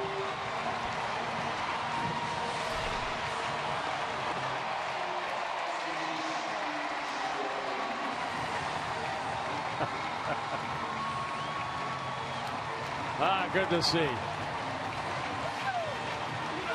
As mentioned, the Rangers had Moreland playing in the vicinity of first base. Many times you'll see the first baseman play back, and you wonder on that line drive if Moreland had played back whether he would have been able to catch the line drive. The ricochet helped right there because Chu went into the corner and then ricocheted back toward short right field. By the time Chu could get to it, he fumbled with it a little bit, and that allowed Gene Glenn, the third base coach. You can see right there, you saw Suzuki taking off.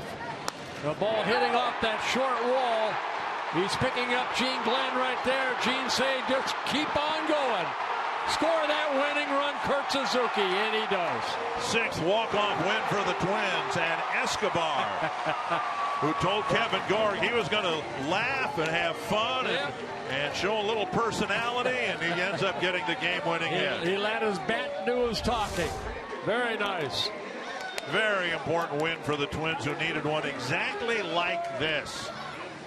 Coming back late in the game, winning a low-scoring ball game. As we mentioned, their last few wins have been wins where they've had, it's far too rare, but high-scoring games, winning 10-1, 9-5, and 10-9. And this one, a nail-biting 3-2 win. They picked up a game on the Angels in the wild card standings. The Orioles are trailing. Well, how about the way they came back in the 8th inning to tie it, too? You know, with 2 outs, Mauer with the RBI double, then Sano's RBI double tied it. Turns out 3 2-out doubles decided the ball game.